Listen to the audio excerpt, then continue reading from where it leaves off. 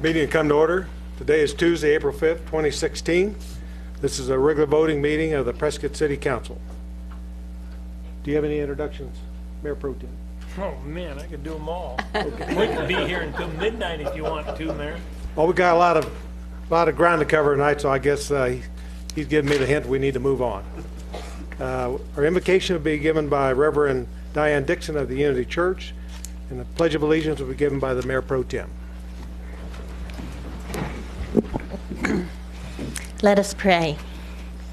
Heavenly Father, we ask your blessing on the city of Prescott and on this council. We ask you to guide them as they carefully weigh their decisions.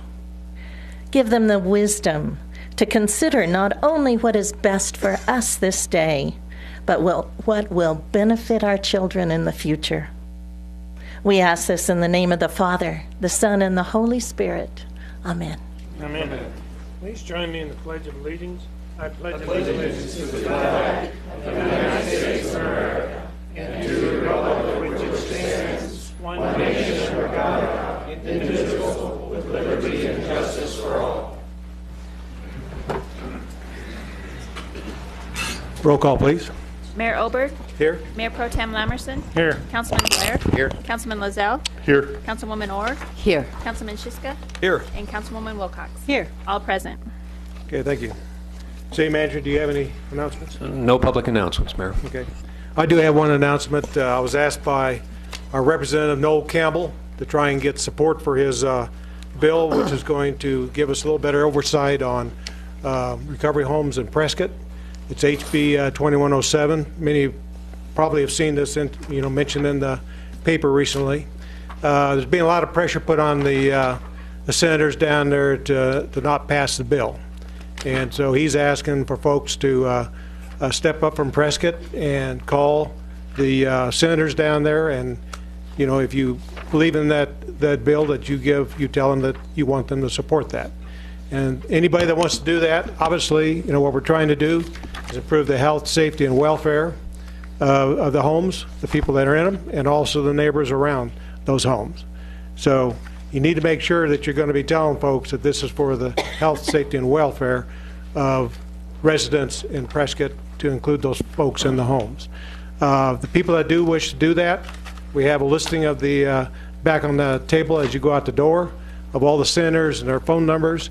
If you would like to make a call, and if you would, I know he would greatly appreciate it. Thank you. We have a number of proclamations today. Go ahead and read the first one, please. Proclaiming April 2016 as Water Awareness Month. So,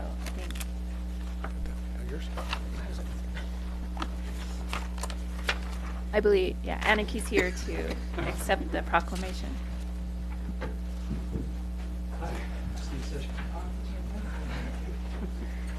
Proclamation Water Awareness Month, April 2016.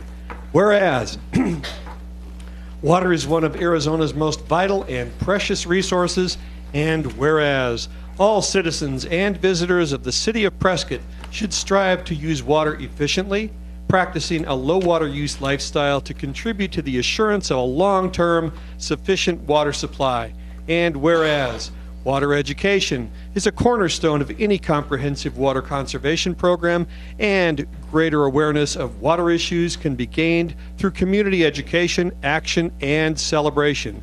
And whereas the city of Prescott is committed to delivering high-quality water and managing its water resources to meet the needs of its current and future customers. Now, therefore, Harry B. Oberg, Mayor of the City of Prescott, does hereby proclaim April as Water Awareness Month. Congratulations. So last year I had a little presentation. I thought I'd extend it to about an hour this year, so I hope you're all ready for that. No, just kidding. So I did want to just talk about the conservation program really quick. So my name is Anniki. I'm the Water Resource Coordinator for the city.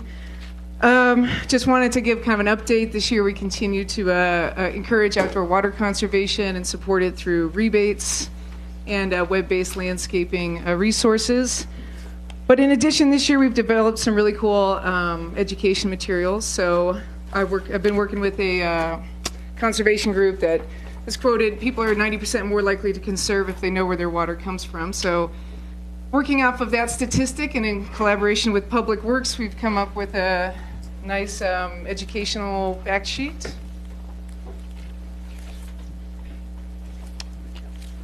Thank you.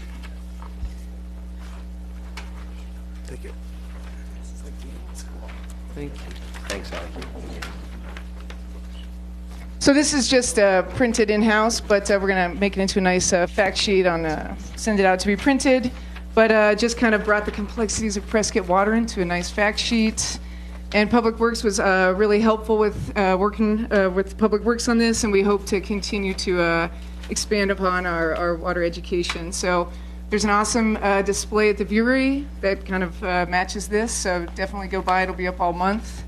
Take a peek and open for any feedback you might have on the fact sheet. So with that, I will let you get on to the rest of the proclamations. Are these available in the building here that other people can pick them up?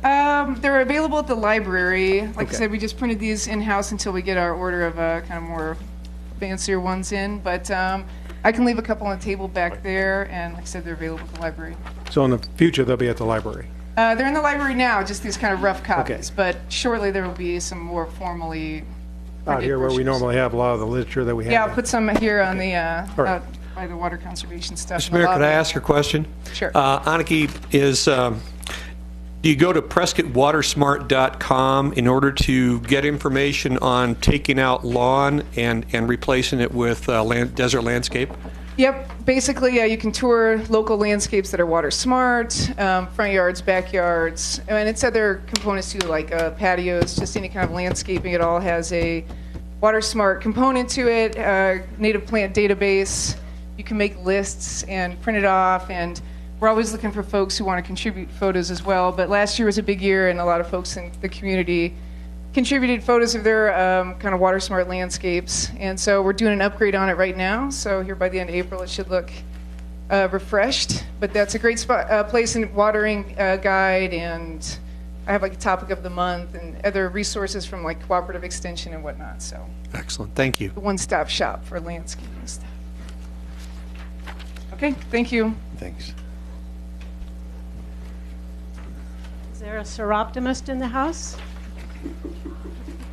Okay.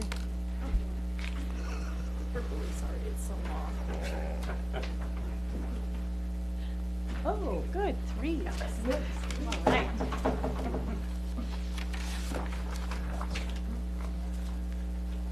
Right, it's my pleasure to read Seroptimist International of Prescott's 50th anniversary, April 2nd, 2016, proclamation.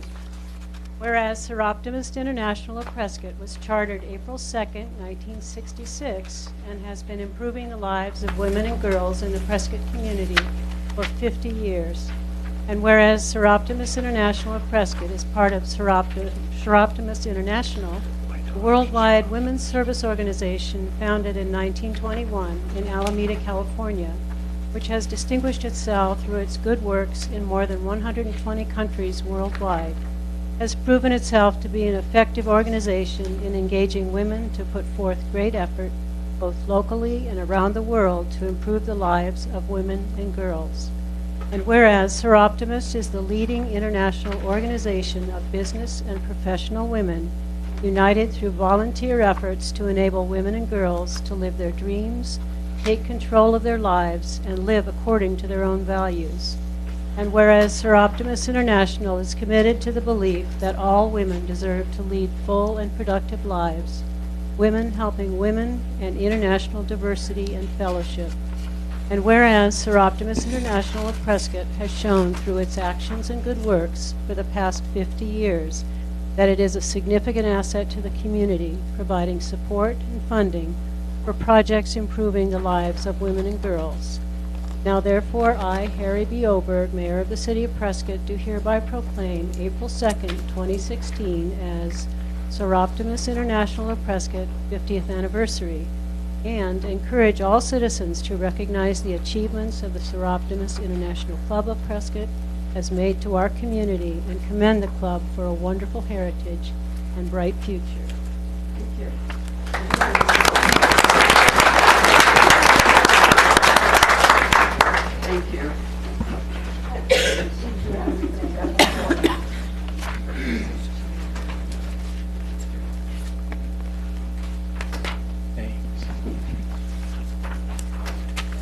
somebody here for Fair Housing Month? No.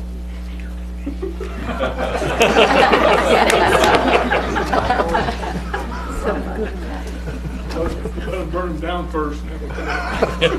Hey, This week. all right, this proclamation for Federal Fair Housing Month, April 2016. Whereas the Civil Rights Act of 1968, the Federal Fair Housing Act, and the Federal Housing Amendments Act of 1988 ensure full and fair access to housing opportunity. And whereas April 2016 marks the 48th anniversary of the signing of the Fair Housing Act. And whereas shelter is a basic human need, and when shelter is denied, the quality of human life is greatly diminished. And whereas people must not be denied equal access to and the enjoyment of housing because of race, color, national origin, religion, sex, disability, or familial status. And whereas the city of Prescott recognizes the values, the efforts of those who seek to reduce barriers to full and fair housing opportunity. And whereas April is designated nationally as Fair Housing Month. Now therefore, Harry Oberg, Mayor of the City of Prescott, proclaims April as Fair Housing Month in the City of Prescott. Is that?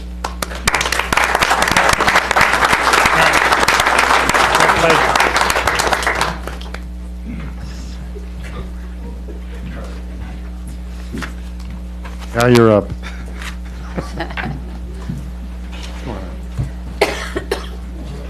How you doing today? Andy led you up here straight.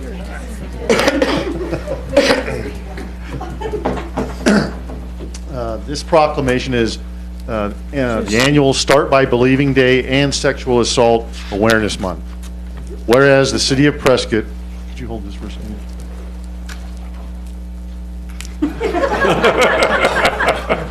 Thank you. We'll start over. Whereas the City of Prescott shares a critical concern for victims of sexual violence and a desire to support their needs for justice and healing, and whereas in 2015, the Prescott Police Department received a total of 67 reports of sexual offenses, and whereas research estimates that as many as 1 in 5 and as 1 in 71 men are a victim of rape, Centers for Disease Control Summary Report of 2012. Yet most will not report the crime to law enforcement. Whereas research documents that victims are far more likely to disclose their sexual assault to a friend or family member, and when those loved ones respond with doubt, shame, or blame, victims suffer additional negative effects on their physical and psychological well-being. And whereas the Start by Believing public awareness campaign, a program of End Violence Against Women International, is designed to improve the responses of friends, family members, and community professions so that they can help victims to access supportive resources and engage in the criminal justice system. Whereas with leadership, dedication, and encouragement, there is evidence that we can be successful in preventing sexual violence in Arizona through increased education, awareness, and community involvement. And whereas Prescott, Arizona strongly supports the efforts of national, state, and local partners, and of every citizen to actively engage in public and private efforts to prevent sexual violence, it's time for all of us to start conversations, take appropriate action, and support one another to create a safer environment for all. Now, therefore, I, Mayor Harry Oberg of Prescott, do hereby proclaim in concert with the Prescott Police Department the support of Start by Believing public awareness campaign, and do hereby declare the first Wednesday of April each year to be Start by Believing Day, and in the month of April as Sexual Assault Awareness Month.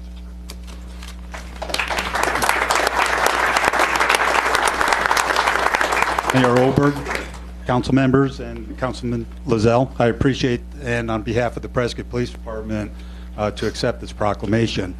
As you may recall, several months ago, council approved to have a victim advocate position grant funded to come to our police department and advocate for victims. Amy Knight came from our dispatch center and is now our victim advocate and has been doing a phenomenal job doing that, so thank you. And then Michelle Medina, which is Chief Monahan's business manager, had actually started the program 2 years ago and was doing it on a part-time basis until Amy came on board. So Michelle has a few words to say. Thank you. Thank you, Mayor and Council, again for accepting this. It means a lot to us. And I wrote down a few notes so I don't ramble, so I apologize. I'm going to read off my piece of paper. As stated in the proclamation, the Start by Believing campaign is designed to improve the responses of friends, family members, and community professionals so they can help victims to access supportive resources and engage the criminal justice system. Public awareness, education, and community involvement is essential to the campaign, and it speaks volumes to our community members when city leadership recognizes and supports something as simple as Start by Believing. Additionally, the hiring of Amy Knight, our victim advocate, and the implementation of a victim services unit within the police department allows us to provide that support to survivors of sexual violence and connect them to the valuable resources in our community to begin the healing process. Again, this was all made possible through your support. With your acceptance of this proclamation today, with starting this conversation, and with taking action to support one another to create a safer community is commendable. Thank you again for your support. I want to close this by saying, in recognition of the annual Start by Believing Day and Sexual Assault Awareness Month of April, the Yavapai Community Coordinated Response Team is hosting a No More community rally in March tomorrow at the Courthouse Square, and I invite and encourage all of you to attend, as well as the community members to attend and support survivors in our community. So with that, the event starts at 5:30. We're just rounding up at the Courthouse Square, and it'd be great to see all of you there. Thank you again.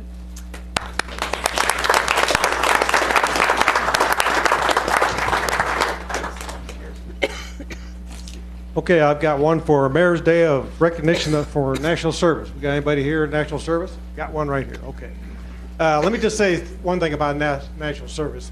You know, we have people that are on our boards and commissions. We have people in town here that, you know, are with various organizations that support the community.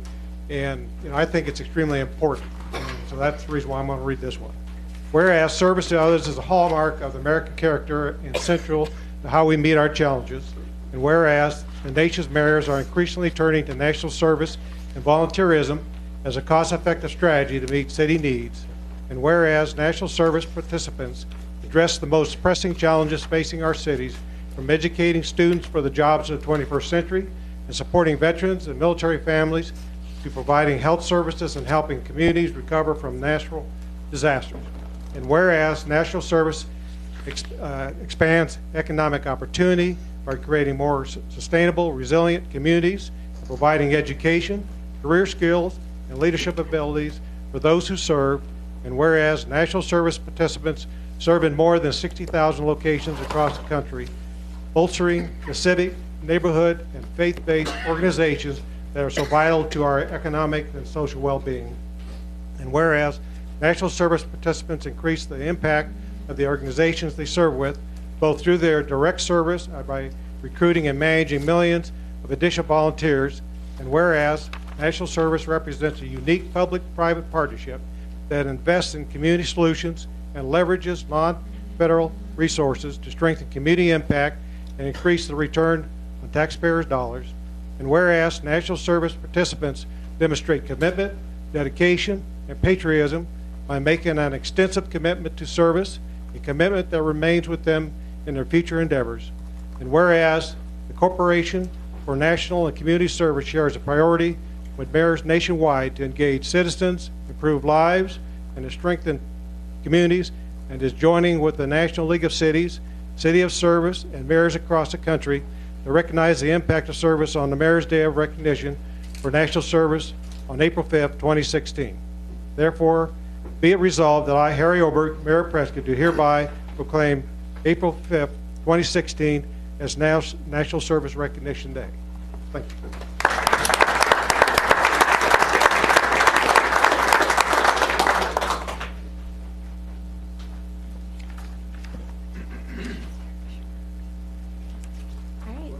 Yeah, just really briefly, I could go on and on about the work that our national service members have been doing for the last 10 years. I just realized since 2006, we've been in Yavapai County, and we've had both VISTA and AmeriCorps members serving with local nonprofits, helping them build the capacity and their ability to serve others. And I really appreciate this. So many of the city council members who've helped us out and supported us over the years. Mayor Oberg was at a volunteer service event we had this morning. We were helping prepare the Prescott YMCA Community Gardens, where they cultivate different produce and they donate to different organizations to decrease food insecurity in the community. So thanks for coming by this morning. But just to keep things short, I want to direct you to our website, arizonaserve.org. If you'd like to learn more about what VISTA and AmeriCorps is, hint, it's kind of like the Peace Corps, but it's happening here, and our members are really dedicated and trying to make the community a better place for all of us.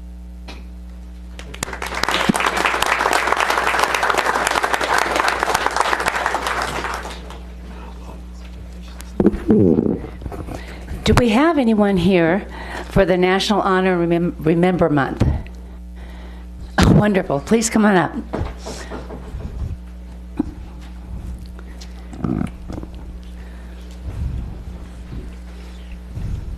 It's nice to see you all here today. Thank you for coming. I asked the mayor if I could do this, and he said, sure. I said, thank you. If you're a veteran, will you please stand up and remain standing during this proclamation?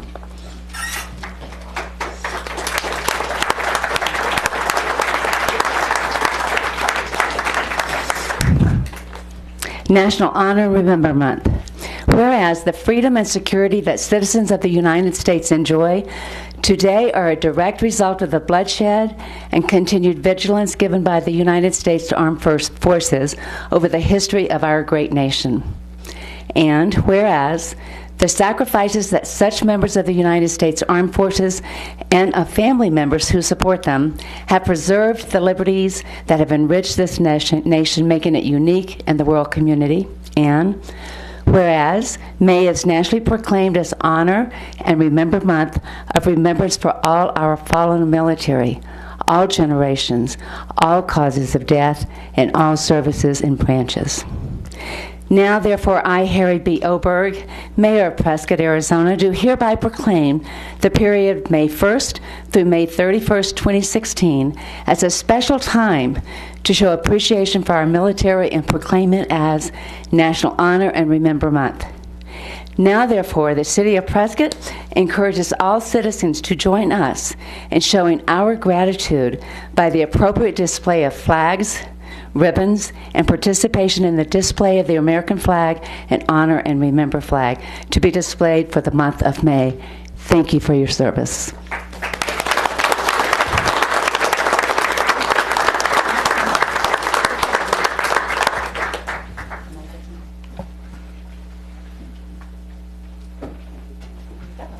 Thank you. Well, thank you. My name is Paulette Martoni. This is my husband, Augie Martoni. Is this on? I believe. Okay. Yeah. My name is Paulette Martoni. That's my husband, Augie Martoni. And this is a very good friend, Sean Kreiner.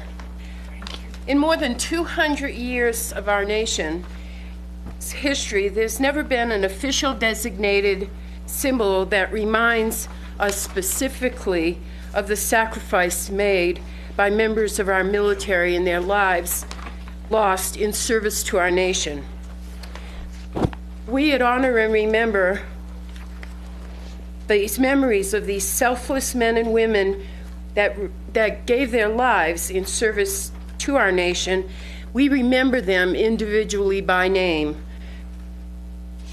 We pray for their families as they begin a journey of healing through unimaginable devastations.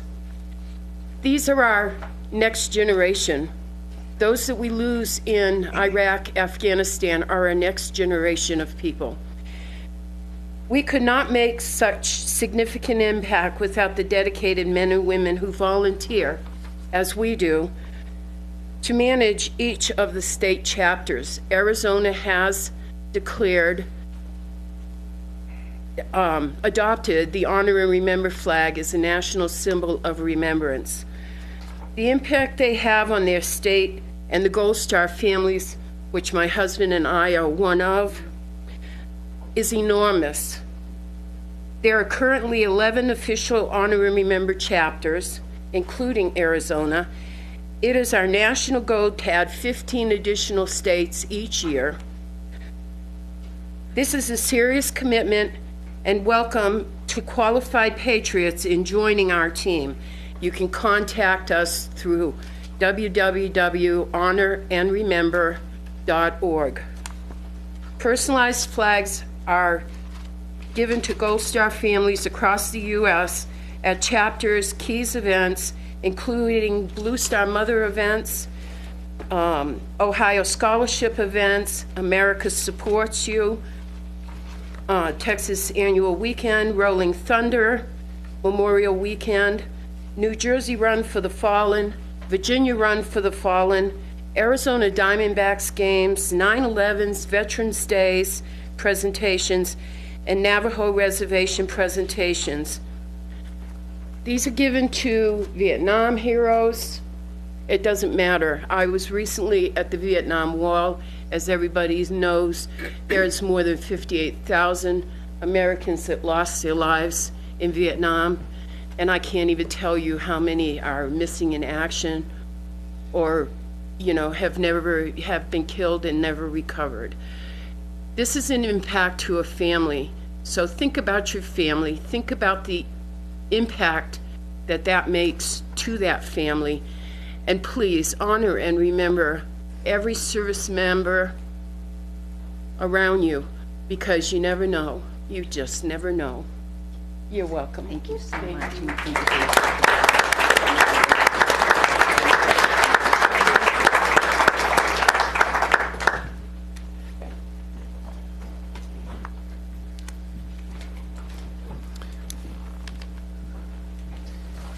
Okay, at this point, we have two presentations from the community. Item A is Chamber of Commerce, Introduction to New Businesses.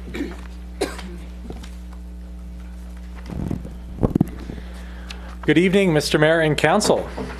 My name is Neil Sneller, and I'm the Membership Director for the Prescott Chamber. As many of you know, last Tuesday, the Chamber hosted a luncheon with Senator John McCain, and over 160 people attended the event.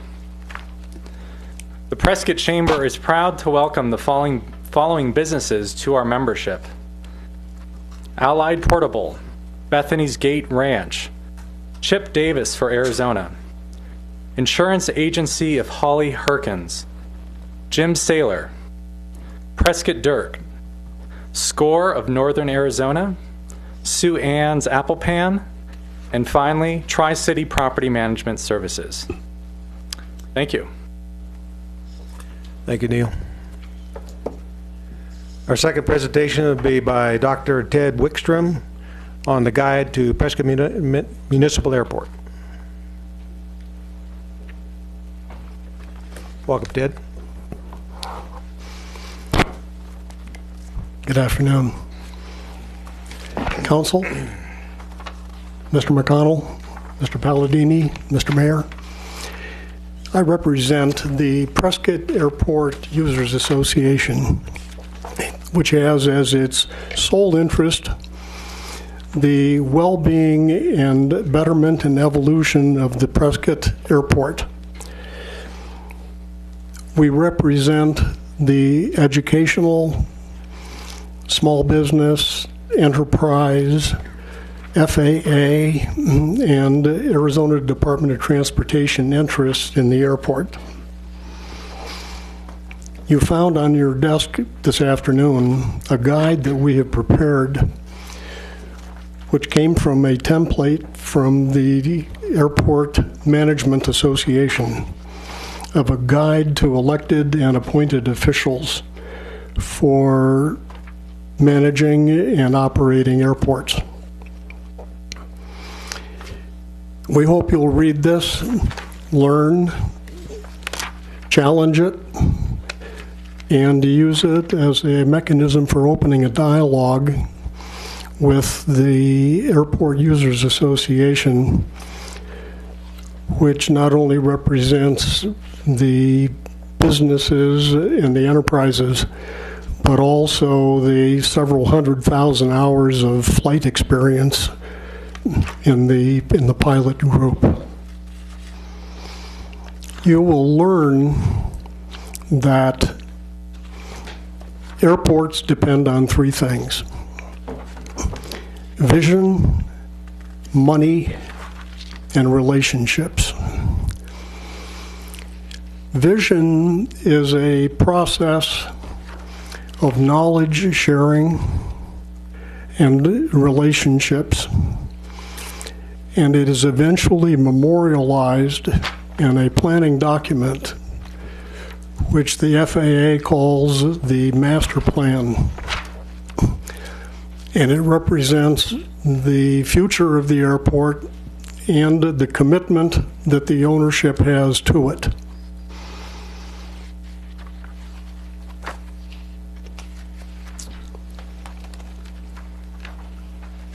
Relationships are with people who don't even know they have a stake in the airport. Relationships also include the stakeholders who have a direct relationship. It includes the general aviation community, the commercial aviation community, and as importantly, it includes the ownership. The Prescott Airport Users Association is seeking a direct relationship with the ownership of this airport, which arguably is the single most valuable asset on the Prescott City balance sheet.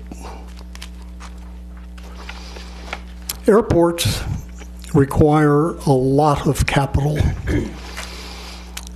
The existing enterprise fund is capable of managing the operating expenses and the maintenance, but it can't begin remotely to cover the expenses of investment capital and regulatory maintenance and compliance.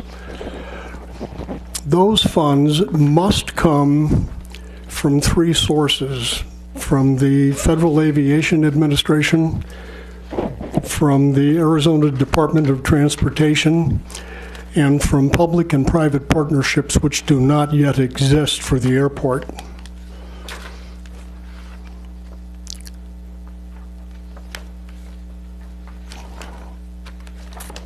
The FAA has recently put forth two critical proposals, grant proposals, to the city. And the Arizona Department of Transportation has put forth one.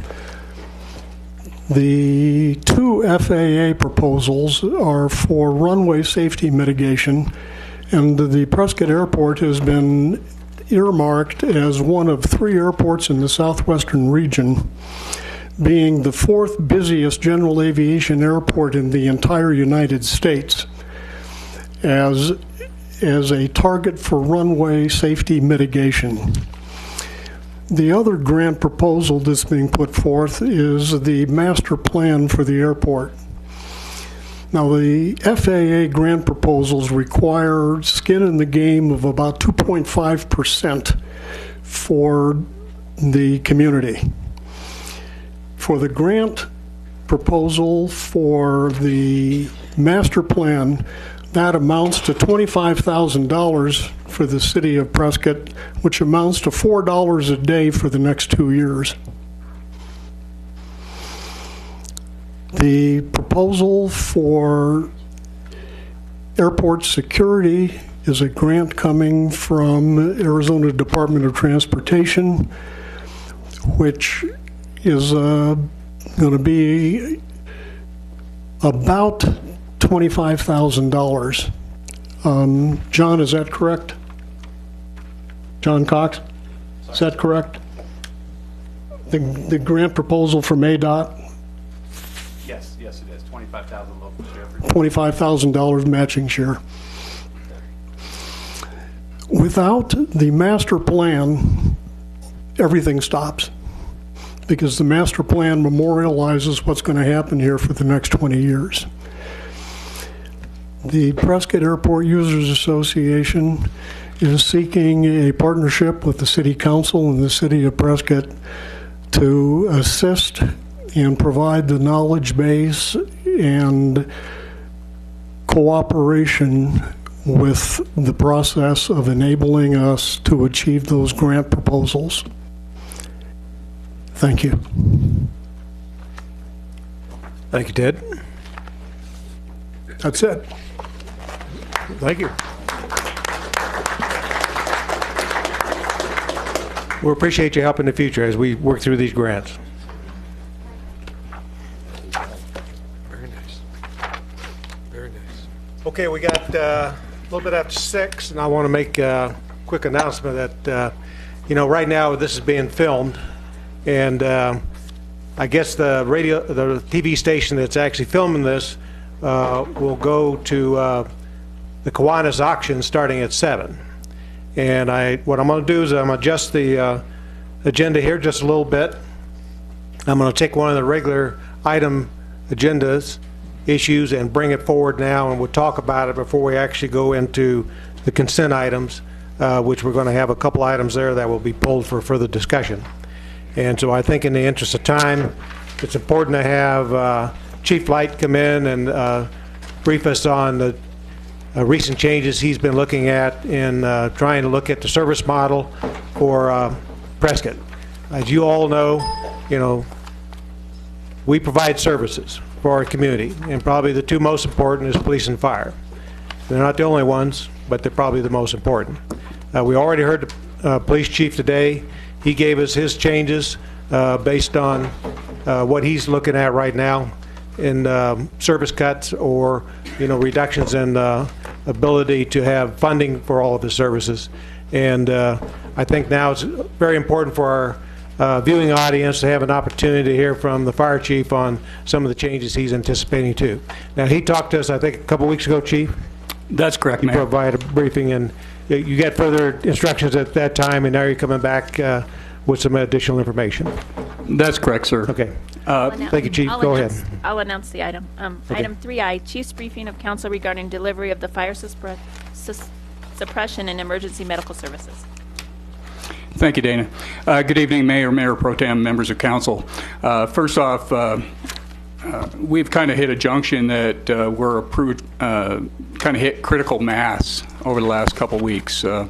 What I wanted to do is kind of update everybody on the presentation from about 3 weeks ago, at which I described some of the challenges that we're faced with, went into a little bit of the historical perspective of the Prescott Fire Department, but more importantly, go into a little bit of what our current status is and what the future could very well bring should we not be provided some sort of direction here as based upon policy. A little bit about the responses. I think you got a more comprehensive reply in this week's council memo update from the city manager's office. But department staffing and operational impacts since '91. The last station was, in fact, fire station number 75, which was built in 1993. The detailed listing of breakdown of fire department calls for fiscal year 2015 was provided. 7,811 total calls. Of those, 6,158 calls for emergency medical services. The population change, basically it's about a 64% increase, we believe, from the 26,592 in 1991 as reported by the Planning and Zoning to the 40,000, almost 41,000 in the summer of 14 census. The ability to bill for medical, I also provided a copy of the certificate of necessity. We met earlier this week with Lifeline Ambulance, which affirmed much of those contractual obligations that they have with the state. A little bit on the details there, and I won't read these verbatim. I think most of the folks in the audience and yourselves can do that at their own time. But there is an abundance of EMS calls, but that is not the only service calls that we run. There is some potential for billing for non-medical, and I'll get to that here in just a few minutes, as perhaps some of the suggestions as we move forward. We did, based upon the direction of the mayor and council at the March 15th meeting, we did pursue the SAFER grant and have applied for 9 firefighters in that grant opportunity. It presents the opportunity for 2 years, and hopefully at some point we'll be able to craft a letter to perhaps encourage Representative Gosar's favorable look upon our application. To add to that, I've also been invited back to take part in the grant application review, which in and by itself, I can't review the Arizona grants, but it does allow a networking opportunity to speak with some of those folks that may very well have our grant pass under their eyes. And then looking at some volunteer efforts, we'll get into those a little bit more. Some of the factors describing today's discussion. Back in January 1st, our positions were frozen as a result of action back in November. We froze 3 positions, so since that time frame, we've been running with a minimum crew staffing of 18 per crew. And when I say crew, that's either an A, a B, or a C platoon, or a shift. They're kind of used interactions. Those positions were frozen January 1st. Since that time, we've experienced 3 resignations, creating vacancies, 1 of a battalion chief, 2 of fire engineers that have all left the department. As of the end of this week, they'll all be gone. We also have some extended industrial injuries and medical injuries that happen not necessarily industrial. Both involve knees. Both are a 60 to 90 to 120 day recovery time. So those are creating problems. And if you remember back, I believe it was 2 weekends ago, we were forced to close a fire station. That forced closure was a result of our inability to call back volunteers to be paid to work a respective shift on a fire engine. So we were really forced, and that opportunity, may or may not come more frequently if we don't ease some of the hiring challenges that we're currently faced with. The uncertainty, that always plays into this. Anytime you talk budgetary concerns, there is a sense of uncertainty. With that drives interest in folks to look beyond the Prescott Fire Department. Of note is the most recent resignations, aside from the battalion chief, are 2 mid-level folks that have left that have actually gone through a promotional sequence to promote from firefighter to fire engineer. So it's not like we're losing the 1 to 3 year experience, we're losing the 9 and 10 year experience. And regretfully, both of these particular individuals are Prescott natives that have taken opportunities elsewhere. The timing relative to the process, I think everybody knows we still have a lot of budgetary discussions to come forth. There will be deliberation, there will be probably further presentations, but there are some extreme challenges that we recognize in the fire service, and I think we will continue to work to try to do that, but we are at critical mass. My phone literally exploded last Thursday. When this became an agenda item, there was a lot of anxiousness. That anxiousness is not only from inside city residents, it extends to those with whom we have reciprocal agreements, the soon-to-be Central Arizona Fire and Medical Authority, some of those elected officials. The tribe, as recent as today, has contacted me because they have a vested interest for which we have a contractual obligation to provide that. Some of the homes that we serve that are in the central Yavapai area of responsibility, however, so designed, we are the first due, in particularly Mountain Club has a vested interest because if we have challenges with the automatic aid, that comes into play. So what we were really hoping for is some degree of sense or current hiring needs to stabilize to limit some of these service impacts.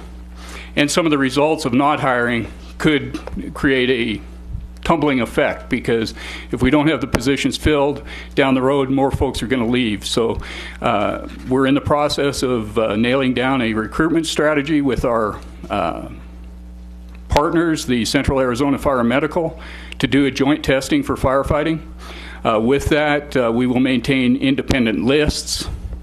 We will have an eligibility listing, but we're realizing the economies of scale by doing some joint efforts in the testing process. Just kind of a snapshot of what a single crew work looks like. This is the platoon that I referred to earlier. The normal staffing, and again, this was effective the 1 January of 2016. but you have the 5 fire stations at White Spar, downtown 6th Street, Airport, Smoke Tree, and Lee Boulevard staffed with 3 persons and an engineer. That said, those numbers have decreased by 1. So with that, there are times that we have to brown out that fire station or put a temporary restriction that it's not able to respond with a fire truck.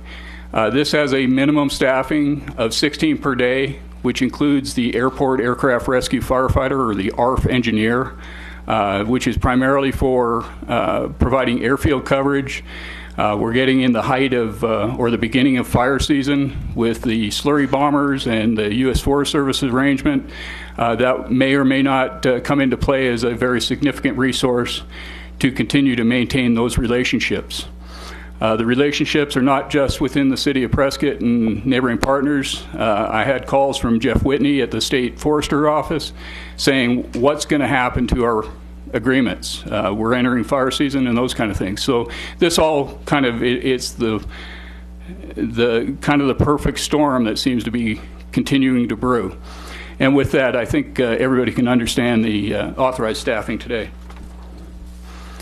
Maintaining response while fiscal year 17, the budget process proceeds.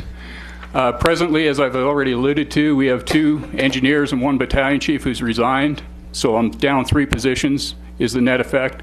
This is in addition to the 3 that were frozen on January 1st. If we're provided direction, I'd like to pursue the hiring of 3 folks to fill those current vacancies, because otherwise we're going to continue to brown out or close fire stations from now till the time the budgetary process concludes. There are also, in addition, 3 known retirements coming up in FY17, plus my intelligence, my street smarts, has about 5 to 6 individuals looking elsewhere for gainful employment in the fire department. So with that, it is an ongoing challenge right at the moment that we're looking to fill, or at least put a status, be able to maintain some degree of where we started January 1st with. So what I'm asking is, unless all 3 current positions are filled, full closures of fire stations can very well be expected. To what degree and how often, I would speculate on that particular number, but it would become very frequent. Very frequent, probably being every 2 to 3 days down the road if we don't stave this off, because eventually people get tired of working overtime and those kind of elements to fill in positions where we're short. This is what an interim reduced staffing scenario will portray itself as. As you can see, the 2 crossed off positions is a captain and engineer at Station 73, which is basically shuttering the fire station at the airport, aside from the aircraft rescue firefighting capability. It would also allow, during times when other engines aren't already short of personnel, for us to plug a firefighter back in there and have some level of response, perhaps, if this were to move forward much beyond July 1st. Very dangerous situation, and I think it puts at risk not only the community, but very much our agreements with many of our partners. Mayor, can we ask questions while we're doing this? Are you going to take questions? Most certainly. I would like to see a dollar figure for all 6 positions. When we sit here and look at something that was handed to us 5 minutes ago, I have no idea what kind of dollars we're talking about. So when you ask the council to make a decision, from my standpoint, that decision is monetary as well as public safety. I tie those 2 together and have to understand what other things we're going to cut in this community. So I need to know, from my standpoint, what that dollar figure is. That dollar figure is $680,000. Thank you. You're welcome. With that, the elimination of the 2nd engineer and captain currently deployed or assigned to Station 73. This would shift our minimum staffing from our current prospectus of 16 per day, including the 1 ARF engineer, down to 14 per day, which includes the 1 ARF engineer. Stations 71, 72, 74, and 75 would retain the 3 shifts of 1 captain, 1 engineer, and firefighter per shift in order to staff that fire engine. Some other adjustments and resolution for a little bit longer term. As the mayor alluded to at the conclusion of my March 15th briefing, we will continue to review what would be required to develop and supplement through the use of a reserve or volunteer program. Just some snapshot figures of hard costs. You're looking at about $130,000 to equip 22 personnel in a reserve type program. Those would be hard costs for personal protective equipment, self-contained breathing apparatus, masks, pre-employment or pre-deployment physicals, and the like. I do also believe that we can continue to review the ARF coverage at the airport to determine if there's required coverage times and staffing impact if changed, and possibly explore options to outsource the ARF services. 6 to 12 months down the line, I think it's very critical that we have some movement on the CAD system replacement. It's a driven system. It is an antiquated system, and according to our information technology director, is one on the bridge of perhaps a catastrophic failure. That, as was alluded by myself March 15th and the police chief this afternoon, that is kind of the nuts and bolts of our deployment. We can look at modifying some of the PRCC protocols. That would involve stakeholder input to not only ourselves but our regional partners, Yuma Regional Medical, Yavapai Regional Medical Center, along with Lifeline Ambulance. And then 6 to 18 months, some sort of maybe an ad hoc committee to kind of look at it to determine what, if any, prolific changes can be made to automatic aid. I will stand before you today and say it's probably one of the better systems in this state. Where automatic resources are deployed by a central location, deploying or dispatching for all the entities. It's fully interoperable. That if we were to get away from that, I think the entire region, and when I talk region in this case, the Quad Cities and beyond, would suffer. With that, Chief Essex has a couple of critical points. You know, I've presented like 40 slides last go around, probably another 5 or 6 this go around. But I think it was critical to kind of put it in a one-pager for you to consider at some point. I'm not looking for any sort of reaction or action today. However, I do think it's critical that we kind of review some of the critical points from both presentations. Before the freeze, 64% of increase in population within the Prescott city limits was noted. Alone, while fire personnel didn't increase. Means our population went up 64%, but our staffing levels didn't. 186% increase in calls with no increase in personnel. Policy direction is critical. Personnel, we can't not hire folks. We currently don't have an eligibility listing. We're ready to move forward with an eligibility process. It takes roughly about 6 to 8 weeks to complete, at which time we have about 30 days of orientation for those folks that we hire. There is a floodgate of turnover. As I alluded to, I wasn't overly concerned when it's the lower tier, the 1 and 2 years folks that are job shopping. I do become very alarmed as the fire chief when that starts to take away the corporate knowledge at the 8 to 10 year veteran range. That becomes very concerning from a training perspective and the ability to provide some sense of succession planning for an organization moving into the decades ahead. Further reduction of current service, no doubt in my mind, will place the automatic aid agreements and the reciprocity of the same in jeopardy. It'll lead to even higher costs. If the burden today, and that cost would be not only to the city of Prescott, it could very well extend to the districts as well. Hypothetically, the Mountain Club, we provide first response service to, whereas those up on Sierra, up above Station 51 on Iron Springs are receiving service, even though they're city of Prescott residents, from Central Yavapai. It's not viable to curtail hiring until pension reform is fully executed. That's a really tough thing to say that we can keep an agency or a boat afloat for 15, 16 months until further pension reforms take effect. we have a community and personnel safety issue. When we're down this many people and people start working more hours, it becomes a conscious thing. We manage that internally, and I think we've done a remarkable job of that. But I'm very concerned with that because eventually you do get people working too many hours in any given day, and the potential for a workers' comp injury or accident manifests itself. Fire danger, I think, is self-explanatory in Prescott. We live here. That said, with rains come growth. With growth comes dryness, and dryness creates an environment for fires to become sustainable in the interface. And finally, the most likely threat to the city of Prescott is a wildfire. And we interoperable with U.S. Forest Service, State Lands, Bureau of Land Management, our partners in the authority. But it is a system, and I've said that time and time again, and I think most understand that.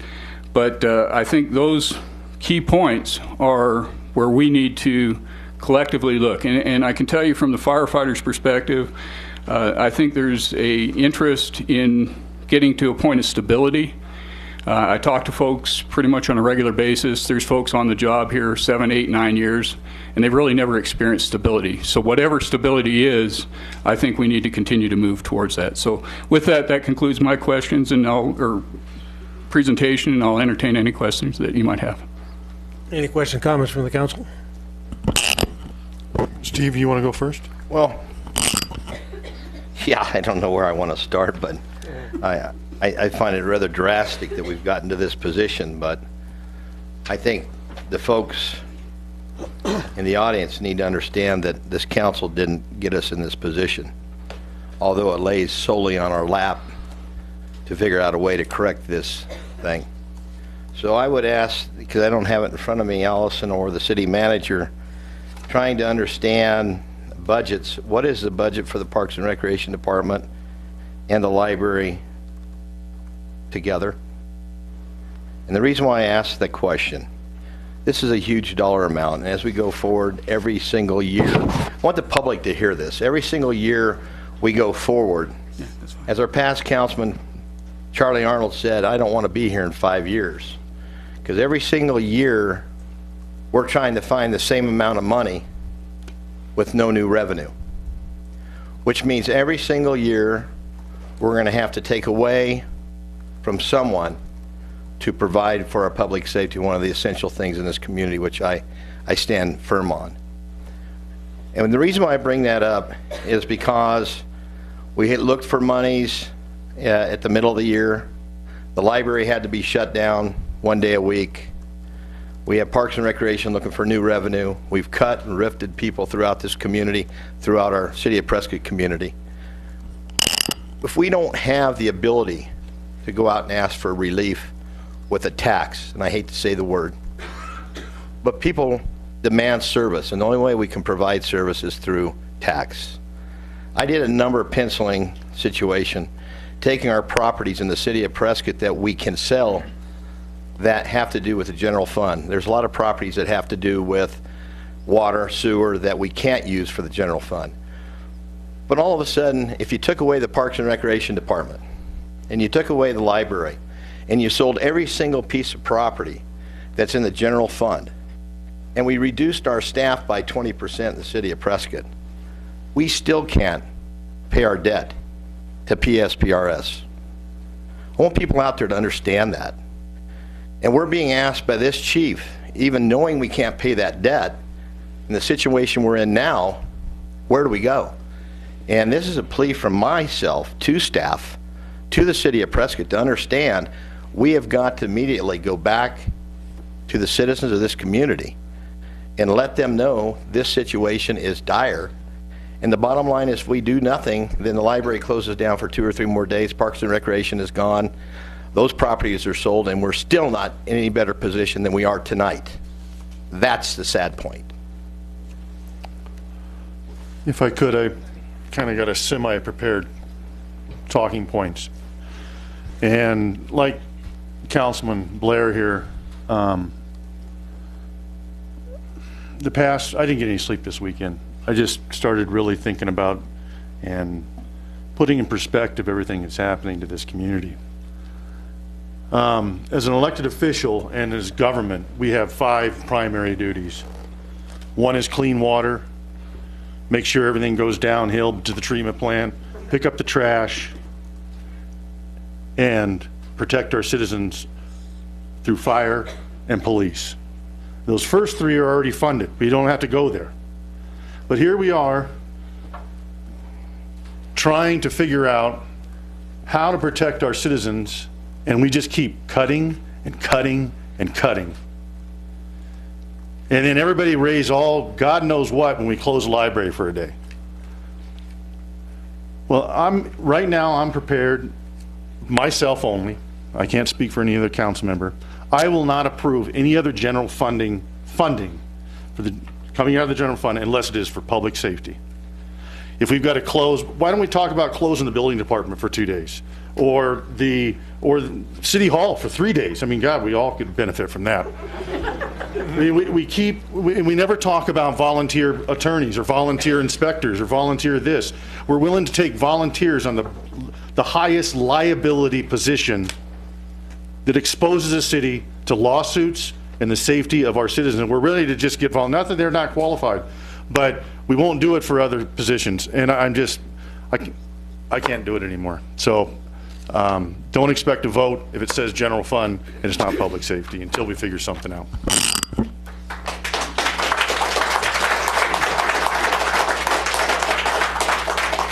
Councilman Chiska? Thank you, Mr. Mayor. Chief, you didn't mention any revenue enhancements. Do you have any plans for that? Yes, sir. What we are actually looking at, USA Recovery has a program to bill clients, I guess, for the lack of a better term. We're exploring that. I think in one of the follow-up items towards the end of the presentation kind of touch on that. But what they do, for example, the town of Seligman, currently not try to draw a parallel between Prescott or Seligman, but they invoice their non-resident folks through USA Recovery in order to recover certain elements of the service delivery. For example, if a Hearst tool is used on an auto extrication, they bill for the use of the Hearst tool. That is gaining some revenues in the form of cost recovery to that particular department to the tune of roughly about $40,000 per year. That is one element that we are exploring at, and I've sent them my call data to kind of look at that, but it's going to take a little bit of time to see if there is a return there, because the other unintended consequence is how much effort does it take on our end to make it happen, because if it takes me an FTE to make it happen, then that doesn't do us any good either. There has to be a kind of a threshold on return on investment. Okay, what about class and comp? It looks like that's what's creating the most immediate problem. Do you see now with increases in pay for your personnel that you'll keep your senior people, or is that not an issue? Would they much rather have a full complement of people? I'd like to hear from you on that. Well, I think the police chief kind of alluded to it this afternoon as well, and we're much in the same boat. I mean, I can talk to a handful of rank and file firefighters, fire captains, fire engineers, and there is a faction out there which would like to get our staffing levels back to what they were, January 1st for that matter. There's also a faction that also understands that they have to make a living for their family and their loved ones, and to do that they have to be competitively compensated for their position and their work. Much like the fire or the police department, we do have some degree of assignment pays and those things. We do have a promotional track that allows folks to move up. Right now, there is actually an abundance of overtime, so they're offsetting some of those compensation challenges. But it is a double-edged sword. I have no other way to explain that. I mean, you do have turnover, and I wasn't privileged to the exit interviews, but I would venture to say with at least 2 of the 3 voluntary resignations that they left, one of the reasons they left was their livelihood to make a wage. Okay, so thank you. I apologize for being on the fence on that, because that's really kind of where we're at. That's all right. You guys are in a tough situation, as is this community. Again, I'll say, like I said earlier this afternoon, if that .55 would have passed, we wouldn't be having this conversation. So,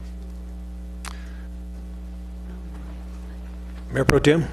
Thank you. I was there this afternoon too, and very similar to what Chief Monahan said at the time. You know, it really makes you nervous when your institutional, I hate to use that term, but your institutional employees are leaving. Like Blair and Lozelle down here, I'm a basic service kind of guy. And I don't know if I remember seeing you there, Chief, but you might have been. I can't remember. The fact of the matter is, for 13 years, I've been arguing about basic services. For 13 years, I've been arguing the fact we do not have, other than the general fund, that it puts police and fire at odds every year in the budget with Parks and Recreation, the library, and general government. At some point, the community has to dedicate, we dedicated 1 cent for the roads. We use enterprise funds for the purpose of paying, and I realize it's for rates. I realize that people pay on their bill for garbage. I realize they pay on their bill for sewer. I realize they pay on their bill for water. But there's a dedicated revenue stream to where those departments every year are not in competition for how they're going to function. It's pretty hard every year in a budget cycle, especially when it comes to the two most critical elements of basic service, the most basic of services, police and fire, that every year we go through this catastrophic discussion where it appears our policemen and our firemen are not as important as some of the other amenities, and that's just not true. At some point, the public has to stand up. The public has to acknowledge the fact that it costs this much money to deliver police and fire service in the city of Prescott. And that's what it costs. Now, I'm not prepared to sit here and tell people I'm willing to brown out a fire station at the airport. Now, we got, what do they call it, aviation fuel out there. You got passenger lines coming in with people on it. You've got all kinds of, we've got agreements with the Forest Service. You know, this is a crock. And the sooner we go back to the voter and present to them something different than what was presented last time, a dedicated revenue source to sustain our police and our fire delivery capability in this community, the better off this community is going to be. I do agree with Blair on that. We need to do it, and we need to do it soon. And if I'm not mistaken, the soonest we can go back there, we got to have all the stuff online to go to the pamphlets and the voters and all this other stuff within the next 30 to 60 days to get it on the ballot for November. Strategic planning. I am the strategic plan, Steve, and so are you, and so is everybody that sits up here. The voters sent us here. That's our job. Then I would suggest that staff take heed to at least 3 of us that I know so far that we want this on the ballot in November. Okay, Councilwoman Wilcox. Thank you, Mayor. Well, I believe the most important functions of the city are to provide those basic services. What makes us a city are the other amenities that cities can provide. Parks, recreation, library. We can't let those die. And I agree with pay their own share. I agree with my fellow councilors that we need to go back to the voters as soon as possible to get a public safety tax or a 1% additional general tax. In our strategic planning, I am sure we are going to be discussing this. I hope so.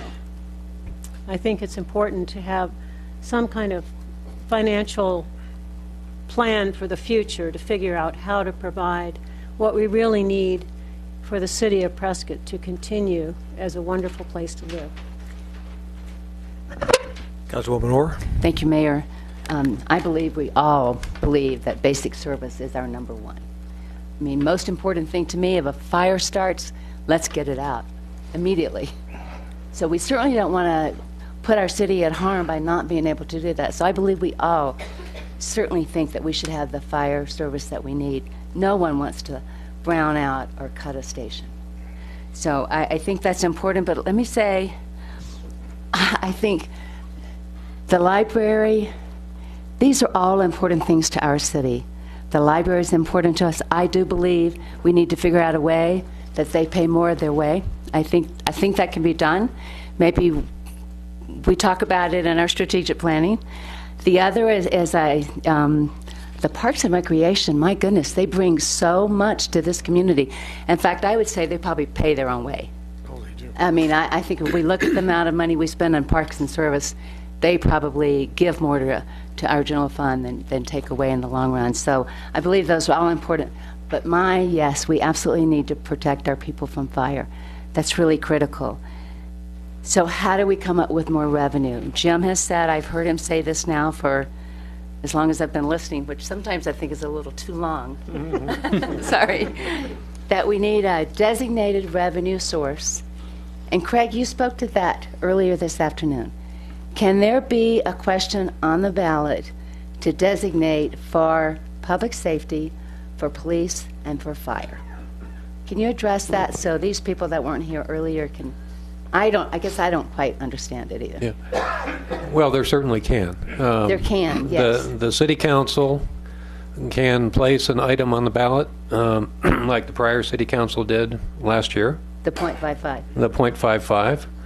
But Craig, that was to pay off the PSPRS. Right. So I'm talking about to pay salaries to... Yes. That a sales tax question can be crafted to provide for anything as long as it's a legal use of public money. Okay. Basically speaking. And that is exactly the challenge, or exactly the task, maybe a better word, is to craft, if there is going to be a sales tax ballot question, to craft that purpose so that it's clearly understood. The voters understand it, there's no ambivalence, it's not vague. The use of that funding, what it's going to be used for, there is clarity there. And 1 cent of sales tax, not that it has to be 1 cent, but 1 cent of sales tax is almost $14 million now. And so in the general fund, which is, the expenditures in the general fund we're looking at today, not the general fund budget, but the expenditures in the general fund, net of cost recoveries, $31.5 million. So if you add $13 million, if it was 1 cent to that, it's a substantial increase, which relieves a lot of pressure. Secondly, the public can petition, basically, that a referendum be put on, by referendum, that a question be put on the ballot as well. So there's really 2 ways to do it. Okay. Mr. Palladini, do you know the timeline that has to be completed and submitted? Councilwoman Orr, I do we have to let the county know 4 months prior to the election, so I believe it's around July 2nd, something like that. And then the pamphlet would be due 90 days before the election, so around the 1st of August. Right. So we'd have to have something adopted before that July 2nd date. Okay. I go back to the campaign, and I keep hearing that figure during the past campaign that if you had a house in Yavapai County to get the fire protection for a $200,000 house, cost you $500. That same house, valued at $200,000, cost you $60 here in Prescott. So just do the math. And we're better to keep our fire department, we're better to charge and have the designated revenue that Jim has talked about, rather than put this, in my opinion, on our property tax. And because I can tell you, I'd be paying about 5 times as much as that. So I just wanted to make my view on that. So I say, let's get busy. Councilman Blair? Yeah, I don't want to beat a dead horse on this thing, but and thank you, Billy. And from my standpoint, I agree with that. You start talking about 1% sales tax, 30 to 40% of the people that visit our community that buy things are paying part of the load of what we're looking for somebody to pay. Okay, that's just the way it is when it comes to sales tax. I speak of special interest all the time, and I speak of people paying their way. That does not mean I don't like the library. It doesn't mean I don't like Parks and Recreation. Ted Wickstrom just did a wonderful job of the airport users. All those are special interests. The fire department and the police department is not a special interest. It's a necessity. We need to separate our two mind thoughts in that way. I'm along with Gene. I don't want to see those quality of life issues go away either. But we need to get off the stick as a council. Get a valuable way to go back to the voters. Whether it's 50% to go to operations, 50% to go to pay out PSPRS, whatever it is, we need to stand lockstep as a council, get this done, keep our quality of life, and make sure our fire department and police department are healthy. That's the bottom line. Councilman Lozelle. Thank you, Mayor. Some other things I forgot to mention, and these are all great ideas, but we're right back in the same position that we were last year. What if and when? August, last year was August, now it's November. In the meantime, we're down officers, we're down firefighters. We're at a critical mass right now with our partners at the Yavapai Fire District. I don't know this for a fact, but if I was them, I would say enough is enough. Let's ditch these guys. They are taking more than we're giving. Okay, it's going to happen. My gut says it's going to happen, and it's going to happen before November. So coming up in the budget, and I don't care what the strategic plan says because, like Jim says, that's what our job is. Before then, we got a budget coming up right around the corner. Our department heads are working on it. We've got to get officers, and the freeze has got to, in my opinion, it's got to go. We have to hire some firemen and some policemen, whether it's 3, 2, whatever. Even if in 2 years that we're looking to give it to the sheriff's department or the CFD, everybody joins and takes it away from us. In those 2 to 3, 4 years, whatever it is, we still have an obligation to protect our citizens of Prescott. Chief, if we get the SAFER grant, they'll give you the required funding to be at full staffing, right? That would bring us back up to the point where we'd be able to absorb the 3 planned retirements, unfreeze the 3 frozen positions, and fill our current 3 vacancies. If we have more people leave between now and then those numbers would not fulfill that obligation. Okay. And when do you think we'd have any kind of information on whether or not we got approved for the grant? The grant review is the first week of, the May 15th week of that, at which time all the applications are reviewed. It's a peer-based system where fire professionals from across the country assemble to do the peer review.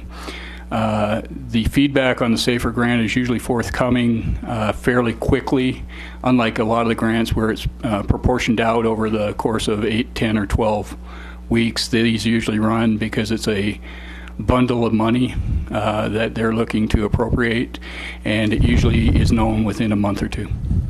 So the people that you would hire, they would be Tier 2B? That is correct. From what I understand, unless for unforeseen reasons, it'd be really tough to bring a 2A on. So they would fall into 2B, the Tier 2B pension retirement system, which is a 25-year system as compared to a 20-year system. Right. Also, I think, there's been misinformation put out there. I've seen it on blogs. I've seen it out in newsprint, that Prescott did not pay its PSPRS payment, that we were paying a minimum amount. Kind of like sometimes, you get your insurance and you can pay the full amount you're supposed to pay for the month, or you can pay an extended plan, you pay a lower amount. Well, that's not the case with PSPRS. We paid exactly what we were told. So anybody that's providing that misinformation out there is clearly incorrect. I'm going to tell you that right now. That needs to be understood. As far as brownouts, now when you have brownout at a station, that means the red truck doesn't run, but you still got 2 people in a pickup truck that can do EMS. Is that correct? That is correct. We have a paramedic and an EMT that are providing a level of EMS service or emergency medical services to the defined geographical boundaries of that station. Yes, sir. Okay. But when you black out, then you don't even have the 2 people that can do the EMS? That is correct, and that has occurred on 2 occasions in the last 9 months, the most recent being within the last couple of weeks. Okay. Again, I think everybody needs to know see all the cards on the table here. And, you know, we do have the Parker and Hall cases that are still sitting out there. Right now, I think if you saw the actuarials, they say we're around $72 million in the hole. I think the new actuarials will show us probably around 76 because of, you know, the fact that the funds, the investments did not make the required rate of return last year. So we're going to see an increase there. I'm being told probably an estimate about $4 million. If the Parker and Hall cases go against us, we're probably going to be looking at maybe upward of $100 million or more that we're going to be in debt. So I will just say that the 0.55 is clearly not enough. Period. It's going to be more than that. It could be, you know, 1 cent. It could be a cent and a half. We don't know. You know, we got to right size this if we're going to be going out and ask the public to have taxes. We got to right size this thing.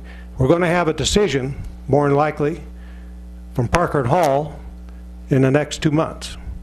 Now, we can all cross our fingers and hope it doesn't happen, that goes against the taxpayer. But, you know, what I'm being told is that the same logic that was used for the Fields and Rafael cases, which really caused a big jump in our PSPRS costs, is probably the same logic that's going to be used with the Parker and Hall cases. So we don't know where that's going to go right now. But, you know, we have to anticipate that, you know, we're going to see added costs. So all I'm saying is when we come down to sitting here talking about raising taxes, let's make sure we right size it. Let's make sure we understand exactly what the costs are. So when we go out, we only go out one time. Right. We don't go out 4 or 5 times, asking for a half a penny here and another half a penny there and another half a penny sometime else. Because I can tell you what, the public's not going to take that. They want us to do our job. They want us to do it right. So I just want to be careful when we talk about raising taxes that we do it, and we do it sensibly, we do it correctly. I think at this point, is there any more? I have one more. Mayor Pro Tem. Thank you. Chief, SAFER grant. You know, I'm not willing to sit here and depend on a grant for O&M. I've made that point over and over and over. You know, if we need personnel, we need personnel.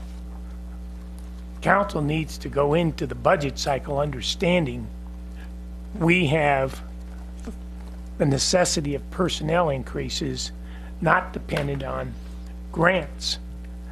You know, anything that's given can be taken. And to depend on grants for O&M for something as critical as police and fire, to me, is just apprehensible. I would like the citizens of Prescott to understand that their public safety is more important than depending on somebody else to grant us money. All right? And I'm just sharing that with you, that if we need personnel, whether it's in our police department or our fire department, to keep this community whole from a public safety perspective, we need to be honest with the public. And I agree with the mayor. We need to tell them the real cost. And the real cost isn't going to be a patch here and a patch there.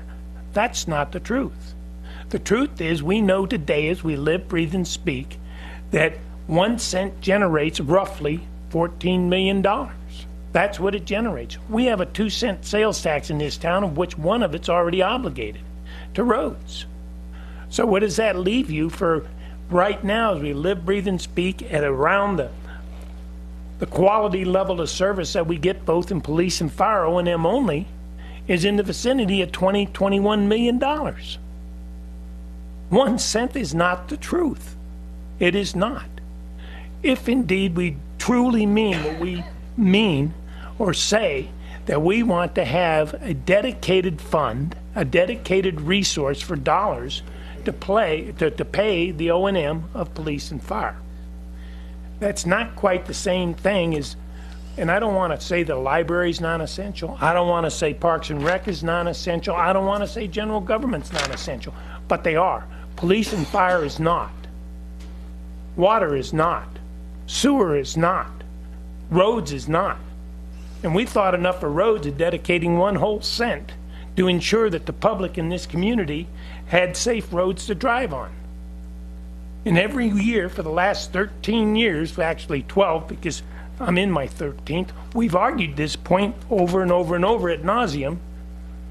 I think I said it good today earlier when it sounds like a broken record, and I think that's what Billy was alluding to. Over and over and over.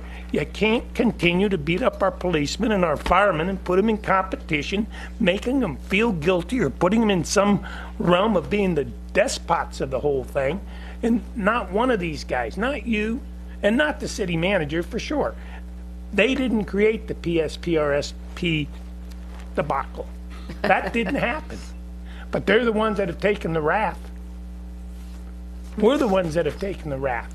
All right, well, it's time that the public understand if we're going to deliver the two basic services of police and fire in the community with the models we're being presented, here's what it is today. And what we've tried to do is come up with some reasonable proposals to move forward, understanding that we got shot down in a deal, but that doesn't mean we have to stay shot down. So I'm just sharing it with you. I don't think we can move forward with the idea of relying on grants for police and fire's sole source of revenue for O&M. And while I realize it's not the sole source, nor is the 13 or 14 million of a 1 cent deal is. I'd echo your sentiment. Any other comments from the council? Questions? Okay. Normally at this time we allow public comment. However, this particular issue right now is going to be brought up several more times in the near future. And I think in the interest of time tonight, because it's already approaching 7 o'clock and we still got the consent agenda and we have a number of regular agenda items, I'm not going to take any public comment tonight on the presentation we just received. However, we will take it again in the future. So at this point, we're going to move on to the consent agenda. Would you please read the items, please? Consent agenda. Item A, approval of minutes for the city council meetings held on March 15, 2016 and March 28, 2016.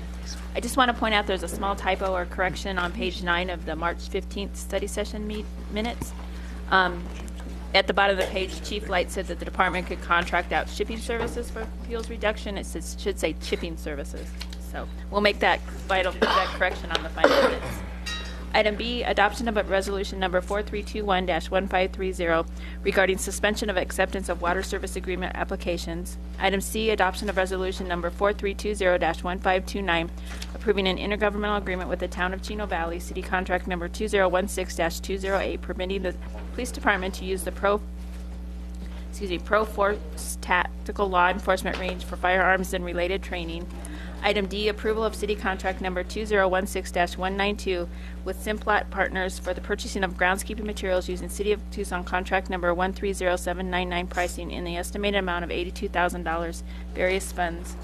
Item E, approval of purchase of one each Bobcat Toolcat 5600 utility vehicle with rotary mowing attachment from Bingham Equipment, Mesa, Arizona, using Arizona contract number ADSP PO13-035802, pricing in the net amount of $33,061.83, including trade-in, city contract number 2016-194, airport fund. Item F, approval of 1-year extensions to each of 1, city contract number 2013-142A1 with Bennett Oil, and 2, city contract number 2013-143A1 with SC Fuels for gasoline and diesel dispense at off-site fueling stations, various funds. And item G, approval of a professional services agreement with the Mejorando Group in the estimated amount of $22,050 for strategic planning facilitation services, city contract number 2016-207, various funds. Thank you. I've had some council folks indicate that they would like to pull D, 1D, and 1G for further discussion. So do I have a motion on remaining items? Mayor, I'd like to approve consent agenda. Got my papers everywhere here. 1A, B, C, E, and F. Do I have a second? Second. If you have a motion and a second, vote please.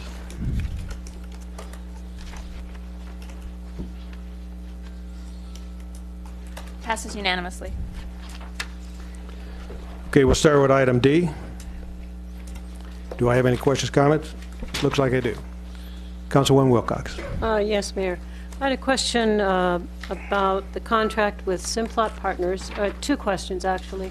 One is, our agenda materials included an attachment which lists a whole lot of chemicals by their brand name, and I am concerned that what these chemicals are, if they are harmful to children, because we do have kids playing on the playground, in the grass, ball fields, and so forth. Could you answer that one? Sure. Council, Mayor, Councilwoman Wilcox. Basically, the City of Tucson sent out for RFP, request for proposal, and it listed out just an abundance of chemicals, fertilizers, grass seeds, all kinds of stuff. What was attached to the council packet is that contract piggybacking with the City of Tucson. We don't use all those chemicals by any means. Excuse me. We use the biggest products we buy from Simplot Partners is the fertilizers for the grasses, the athletic field marker, gypsum, that kind of stuff. Everything that we do use on the field, we view the SDS sheets, the safety data sheets, in compliance with the laws of the state and everything else of applying it. We do not apply anything that is unsafe on the fields or to the public in those areas that activities take place. And we only apply this stuff when it's needed, like the fertilizers or the grass seeds. And then the common weed killer that we use is just the Roundup, which is the basic, pretty much well-known chemicals. A lot of that other stuff we don't even purchase or use. Okay. My second question has to do with the funding sources. You've got Streets Fund listed here. Is that the Streets and Open Space Fund, or is that the new streets tax that went into effect January 1st of this year? That would be just the general street maintenance. So when we looked at the expenditures with this and the contract prices and whatnot, we found that the airport might have use for the herbicides they use to get them at a better price, and the same with the streets fund. My understanding is it's just the general street maintenance funds for that. Well, there are two sources for, tax sources for those funds. Yeah, it's from the 1% Streets Fund, which, as you said, is just for streets as of January 1. Obviously, the issue of the fund balance and the balances as of December 31st will be something that we discuss during the budget process and how council wants to handle those. But there is just the one fund which is funded with the 1% tax, as well as the HERF monies and the streetlight fees and a few other specific revenues that are restricted to streets. Thank you. I have one question. I noticed a number of items here. Call for pricing. Are these items we're going to use, and do we have a price, or do you think the $82,000 is going to increase based on that we don't know what the price on all the items yet? The $82,000 will cover it all. Basically, we did a study through the budget and what we spent with Simplot Partners, and the $82,000 more than covers it and gives a little bit of room so that it doesn't go over annually expenditures of that. Okay. Any other questions, comments on item D? Do I have a motion? I move to approve consent agenda item D. Second. Second. Okay, have a Sorry. Third. have a motion and a second. Vote, please.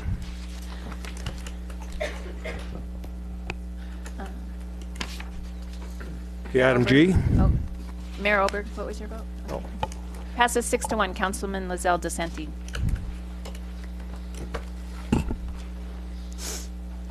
Comments, questions on item G? Yeah, I had it pulled off the consent agenda. I heard consternation from fellow council last week. In fact, I heard a blatant, I don't like this item, and for it to show up on the consent agenda knowing full well that one of my fellow council members had objections, I found kind of ludicrous in nature. So, to be very candid with you, as I said earlier and today, both with the police and the fire, From my perspective, I don't need somebody, let alone to pay somebody. When I agreed that I thought moving forward with a strategic plan was a good idea, I don't need somebody to tell me what I think should be in a strategic plan. I know what that is. I don't need to be counseled by somebody. I don't need to be led down a path by somebody. I know what I think strategically we need to do right now, and I told it to the voters 4 times. And they elected me 4 times. I think I have a pretty good feel for what my strategic plan is, and it's basic services. And it's always been basic services. So I'm just sharing that with you, that I pulled this for a reason. Councilwoman Wilcox? Thank you, Mayor. I think that we, as a council, need a facilitator to develop a strategic plan that we will adopt as a council. While Councilman Lamerson may know exactly what his strategic plan is, we as a council, and there are 7 of us, need to agree.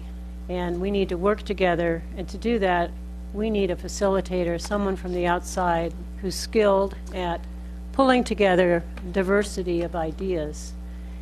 And part of that plan, as I've said before, needs to be financing. When do we go to the voters? How do we structure it? What do we ask for?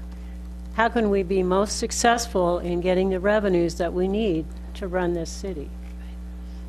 And again, I want to reiterate that the foundation for this plan should be the general plan that the voters approved in August of 2015. That gives us the concept. It's our vision for the community's future. And from there, we develop a strategic plan to tell us how we get there, when we do it, and why we're doing it. Councilman Lozelle? Thank you, Mayor. I was the other one that had that polled or requested Jim drop the hammer before me. I have several reasons why I can't support the funding of an outside strategic planner. And I did read the minutes from the last council and Patrick's packet, but I can't support it for one. I'm not willing to set a plan forth, and I've heard anywhere from 3 to 5, 10 years for a council that's going to change in a year and a half. And it goes to the voters. There's going to be possibly 4 new people coming to this council. I'm not going to lay out a plan for them. They got a plan when they run. They got ideas. The other obvious reason, it's $22,000, and that's the reason I voted no for the parks. Sorry, Joe. It's $25,000 that was going to seeds from the general fund. I can't support it. I just said that. Also, number 3, we already employ very qualified and well-paid staff. To mention Director of Community Development, Director of Economic Development, Director of Tourism, Director of Public Works, not to mention the City Manager and the Deputy City Manager. I'm just going to guess we got maybe $400,000 to $500,000 right there in payroll, and if they can't figure out a $22,000 strategic plan, then we're in trouble. We got a budget area right around the corner. To bring in a strategic plan while department heads are already calculating their budgets, they're going to be in a tailspin trying to come up with a new budget. If we're going to do a strategic plan, if and when we do that, it needs to be for the fiscal year of 17-18 and not 16-17. Thank you. Councilwoman Orr? Well, I have a gazillion reasons here I believe that we should move forward with a strategic plan. I've heard all the comments about not paying someone to come in. I believe it's important that we have a disinterested third party, someone that is not does not have a dog in this hunt, and it's $5,000 out of the general fund. It's $22,500 from our city. Today, we are asked to approve, if I add up all the contracts, and I've added them all. I know today's a little unusual, but we do this every time we come to council. Today it happens to be $2,630,015.46. When we look at $22,500 to bring consensus to us, to help us begin to understand, it's not just us understand, it's communicating to the community. This is about directing resources. We direct a lot of resources. And I believe direction for those resources needs to be based on a strategic plan that our community understands and that we understand. Greg, I understand this council changes every 2 years, but we need to make sure that our general plan, which was ratified by the voters last election, we can't implement all 113 pages of that general plan, but we certainly should be going to that general plan and saying, so what is it that we need to do with the limited resources that we have? And I believe all of these will support this redistribution of what we're doing with these resources. But I would rather know that we have something solid, that we've communicated it to our community. I heard time and time again in the last campaign, we need a strategic plan, we need a strategic plan. We have a plan right now to spend $22,500, only $5,000 coming from the strategic plan. It is, I won't say what it is, but it's a net from all of what we're doing. And I believe one of the problems that we've had, and I said it so much last year, is that we need to be more proactive. We need to get in front of these issues. We need to be able to share and communicate. I really think some of the 0.55, I think that would have passed last year had we done a better job with what was the communication of it. Maybe it was the wrong question that was asked, but I definitely want to support spending this $22,500. Our general fund, I believe Craig said, was 39.5. What's it we said? 31.5. 31.5. We're talking about 31,500,000. We're talking about spending $5,000 so that we are better at redirecting what we have here for our resources. So I've said enough all day today, but thank you. Councilman Shiska. Thank you, Mr. Mayor. You know, I know that we have incredibly talented staff, and hopefully they're well paid. But I, for one, and I know there are other council members here who don't want to be led around by the nose by staff.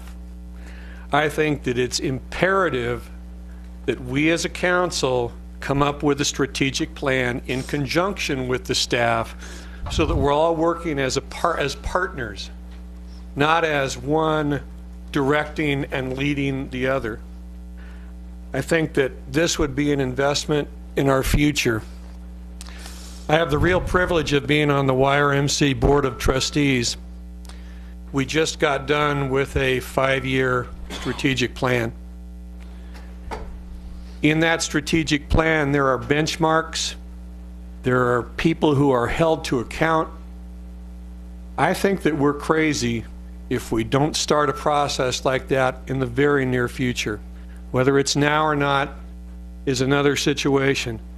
But I think that we are remiss in our obligation to vision the future of Prescott unless we have a strategic plan. It's real easy to have that general plan sit on the shelf, and everybody goes, yeah, we got this great general plan, and the only thing we hear is, well, we can't do this because it's not in the general plan. We need to be proactive and say, how do we get to some of those places in the general plan, and what do we give a damn about, and what are we going to put aside and leave for a later time? So that's my situation with the strategic plan. I think that we and staff need a strategic plan so that we can work as partners. Councilman Blair. Well, first of all, the past general plan, as I said on that committee at the beginning, 80% of the past general plan was accomplished. So I don't think that is necessarily true. And somebody that's been here for a little while, we had strategic plans back in 1998 through 2005. And we went through all kinds of exercises that took a lot of time and a lot of effort. And you know what the bottom line to those plans were? Was to sit down like we could as a group of 7 people in an open session, in a study session, in a workshop, to put down the most significant things of each one of us, compile a list, and you have your strategic plan. And there's nothing more strategic, in my mind, than the next 3 or 4 years when we face the very things we're facing with police and fire department. And that strategic plan, in my mind, is going back to the public for help with the tax. I'm not willing, after I heard the presentation, I supported it in a way, and then when I saw that it was on a consent agenda for $22,000, and I really don't care where the money's coming from. I think it's people that are business people, people that were elected by the citizens of Prescott, people that have college degrees, people that are lawyers, can sit here and write out a list, do a Ben Franklin of the positives and the negatives, and figure out on our own the direction that we need to give staff of where our strategic plan should be going, based upon that general plan that we all know just passed. So I will not be supporting this. Well, I'll go ahead and make a couple comments. First of all, I think you're right. I think a lot of times the answers are within the organization. You know, we know where we need to go. I think I agree with Gene. I think we do need to have an outside facilitator. I think that helps focus you. Do we have people in the community that have done strategic planning in other areas in their life that could come in and do it for free? It's my understanding that there are. I think SCORE has some strategic planners. That's an organization in town that helps set up new businesses, and they have people that can come in and help develop a strategic plan. I think one of my big concerns right now is I've always, in my background, we've always had the strategic plan, and then when we got to budget time, we used the first year of the strategic plan and we started funding it. We started looking at our goals and objectives, and we started to say, okay, how are we going to fund those? And we normally made those things priority for funding. Right now we're going to try and do it simultaneously. That might not be the best idea right now. I think we need to do strategic planning. I think what we need to do, though, is maybe do it in the fall. I think maybe it's a little premature right now to try and do it when we're already well into the budget cycle and trying to figure out where we're going with funding. We haven't had a chance to sit down with all the department heads. I don't even think we've had an opportunity to get together, as Councilman Blair indicated, to have an open session, study session, to where we could actually talk through all the issues and try and come up with some solutions and some goals and objectives, what we really need to fund. So at this point, if there's no other comments or questions, I'd like to get a motion. Mayor, I'll move to approve city contract number 2016-207. Second. Yeah, I have a motion and a second. Vote, please. Fails 3-4. Mayor Ober, Councilman Blair, Councilman Lamerson, and Councilman Lozelle dissenting.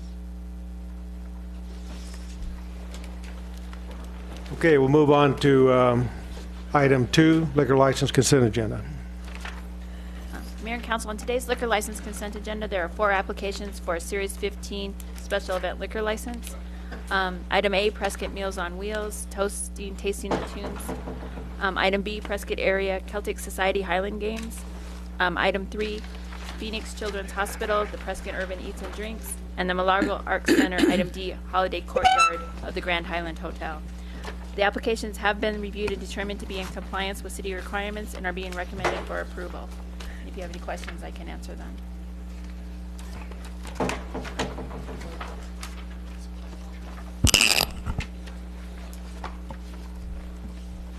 Mayor, I'd like to make a motion.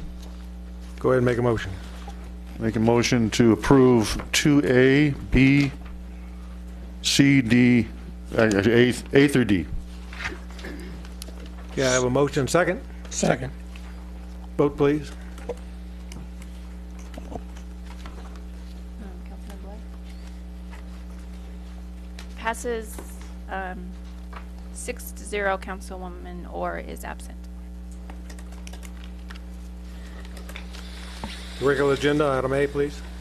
Item 3A, public hearing and consideration of a new liquor license application for a Series 12 restaurant liquor license from Henry Anthony Abarb, applicant for Pine Cone, located at 1245 White Spar Road.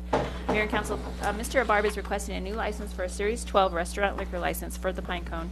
The police department has reviewed the application and found it to be in compliance with state law, and the community development department has reviewed the application and found it to be in compliance with zoning requirements and building safety issues. The application and license fees have been paid, and the application has been posted at the proposed location for the required 20 days. No public comments have been received, And I believe the applicant is still in attendance. Mr. Abar? Yes. If you would like to come down. If you have any questions, I can answer them. Well, tell us a little bit about what you're trying to do here. I'm trying to reopen a 1931 restaurant. And I really would like to say that the process with the planning and zoning was exceptionally organized, and their mission statement was easy to comply with, and they're moving us right along, and each department gave us, I know this is not related to liquor license, but if I don't get a chance to speak now, these fine people won't get recognition. They gave me a detailed list of what to do, and as they came into the place, told us how we could save money instead of doing this, that, and so forth. So they were very helpful, and I appreciate that. Okay, thank you. Mayor, I have a question. Are you going to bring back dancing and big bands and music to the place? It's all about dancing to live music. Nice, thank you. Any other questions, comments from the council? I'll just make a comment. Thanks for investing in Prescott again, Tony. Thank you. Thank you. Do I have a motion? Trying to find it here. Mayor, I'd like to make a motion to approve. I'm all discombobulated. What is this, item in A3? Right. Make a motion to approve. Close the public hearing. Close the public hearing. Thank you. Keep me on track Second. here. Ah, there it is. Okay, have a motion, second vote, please. Passes 6-0. Mayor, I'd like to move to approve liquor license number 1213365 for a Series 12 restaurant license, Pine Cone, located at 1245 White Spar Road. Second. Okay, have a motion, second vote, please. Passes unanimously. Item 2. Item 3B, approval of city contract number 2016-201 with Municipal Emergency Services Incorporated, Tempe, Arizona for purchase of self-contained breathing apparatus, SCBA, using HGAC contract number EE08-15, pricing in the total amount of $448,469.39. General fund 10%, grant fund 90%. General fund 10%, grant fund 90%. Good evening once again, Mayor and Council. Stand before you this evening seeking your approval to go ahead and pursue with the purchase of self-contained breathing apparatus. Specifically, the apparatus is used as one of the primary mechanisms for our personal protective equipment ensemble in order to effect interior firefighting. The quantities of air pack are determined based upon the number of seated positions within any fire truck, plus 2 positions. And then we have additional air packs deployed for a number of our fire response chief officers, so they have the right equipment once they arrive at the scene. Typical life expectancy is roughly about 12 to 15 years, at which time they normally add out. So being as this is a grant funded to 90% element, it is a one-time purchase, but it will have to be revisited in about a little over a decade. We did have a initial RFP on the street to bid this work and this device. However, back in December timeframe, after some preliminary budgetary discussions, we opted to talk with our neighbors to make sure that we played on the same page, and hence the successful bidder. All bids were rejected at that time, and we have since decided to go with the Scott brand SCBA, which is compatible to the point that this device for muscle memory, irregardless of where the personnel are from, whether they're from Central, Chino, Prescott, they're all accustomed to the same device versus us having different ones. And the HGAC contract is a negotiated pricing, and with that, each firefighter is provided a mask, and then the air packs are shared from day to day by way of position. And with that, I'd entertain any questions that you may have. Councilman Lozelle. That's all right. I'll tell you, I'm gender neutral. I haven't self-identified yet. Chief, Just as much as I'm concerned with the public safety, also the safety of our public safety personnel, the $448,000 and some change, is that the 10% of it, or we're only matching 10% of that figure? 10% of that figure, 48,000, I believe, the change. Thank you. And Chief, does that 10% come out of general fund? I believe it is funded out of the general fund, and it was pre-identified. This grant was approved back in May of last year, so it was pre-identified into the budgetary process. Any other questions, comments? Do you have a motion? Mayor. I move to approve city contract number 2016-201. Second. You have a motion, a second vote, please. Passes unanimously. Item C. Item 3C, approval of purchase of one each 2017 Ford F-750 regular cab utility truck with crane from Peoria Ford using State of Arizona contract number ADSP 014-063237, pricing in a total amount of $189,811.27. City contract number 2016-203, wastewater fund. Mayor and Council, good evening. The Utilities Division of the Public Works Department operates vehicle number 813 on a daily basis. And vehicle 813 is a 1996 Ford F450 equipped with a crane and a utility body. The unit is primarily used for specialized maintenance tasks that require heavy lifting at the wastewater treatment plants and also at the pump stations. And it's been in use for more than 20 years, and the truck is no longer capable of performing the work required of it, including the lifting capacity, and it's unreliable and in overall poor condition. The crane is worn out and not safe for a lot of the projects that it is needed for. The new utility truck will be equipped with a crane, a utility body, an air compressor, and a towing package for pulling generators and trailers. And there is funding in fiscal year 16 for this purchase, and it was budgeted in the wastewater fund. And if you have any questions, I'll try to answer them for you. Questions, comments from the council? Have any public comment? Do you have a motion? Mayor, move to approve city contract number 2016-203. Second. You have a motion, a second vote, please.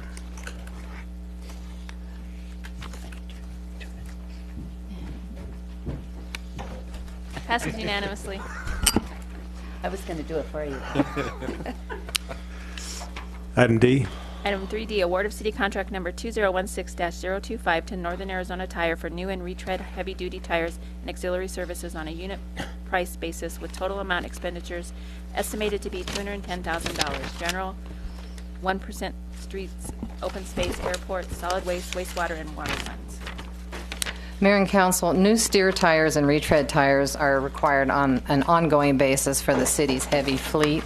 And the heavy fleet consists of solid waste trucks, large dump trucks, fire engines, etc. Mounting and changing the heavy-duty tires is done by a contract, and in fiscal year 15, the division expended approximately $20,000 for tire ancillary services. Timely delivery of tires and associated tire services is essential to the city's providing uninterrupted service to the public.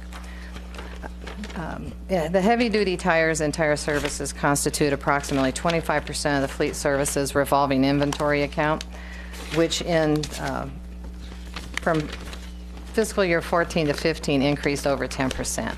In examining why the expenditures increased, the parts and service specialists noticed in particular that the solid waste trucks were requiring new tires frequently.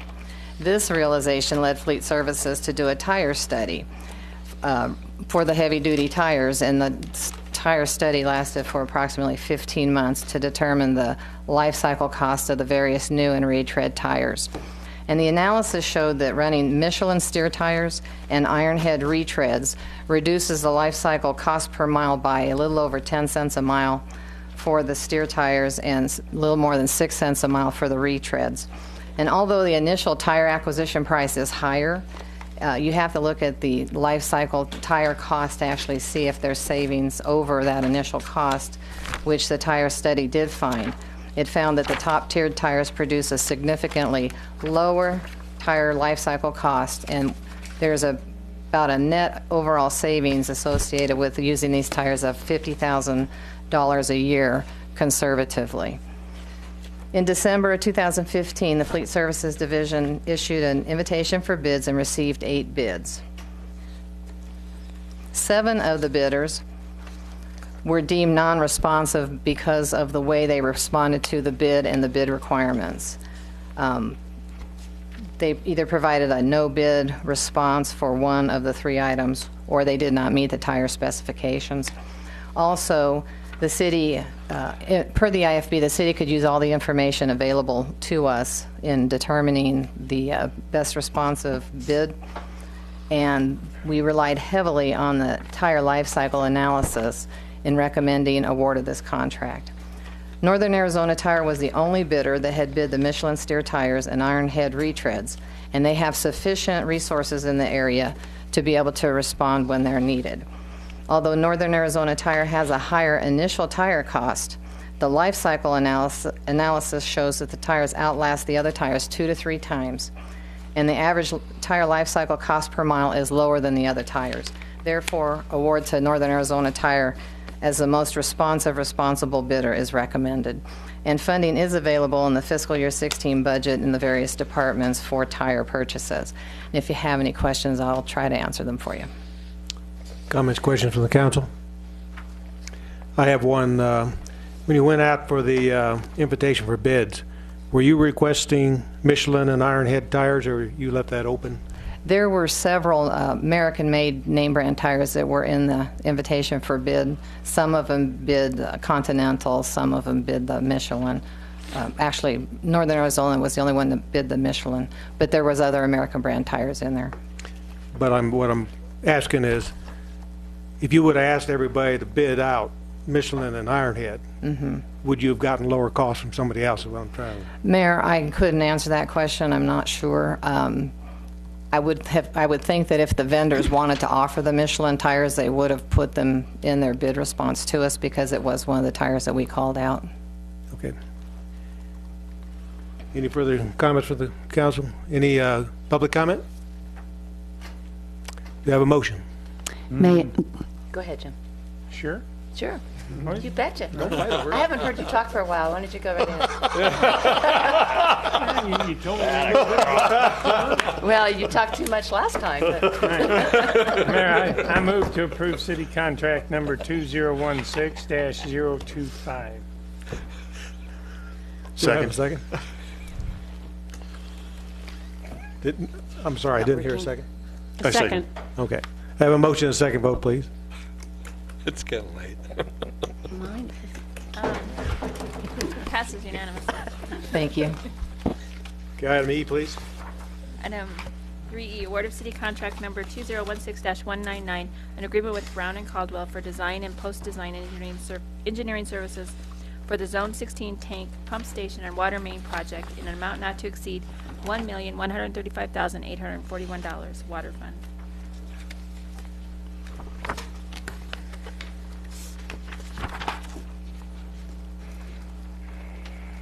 Good evening, Mayor, Council.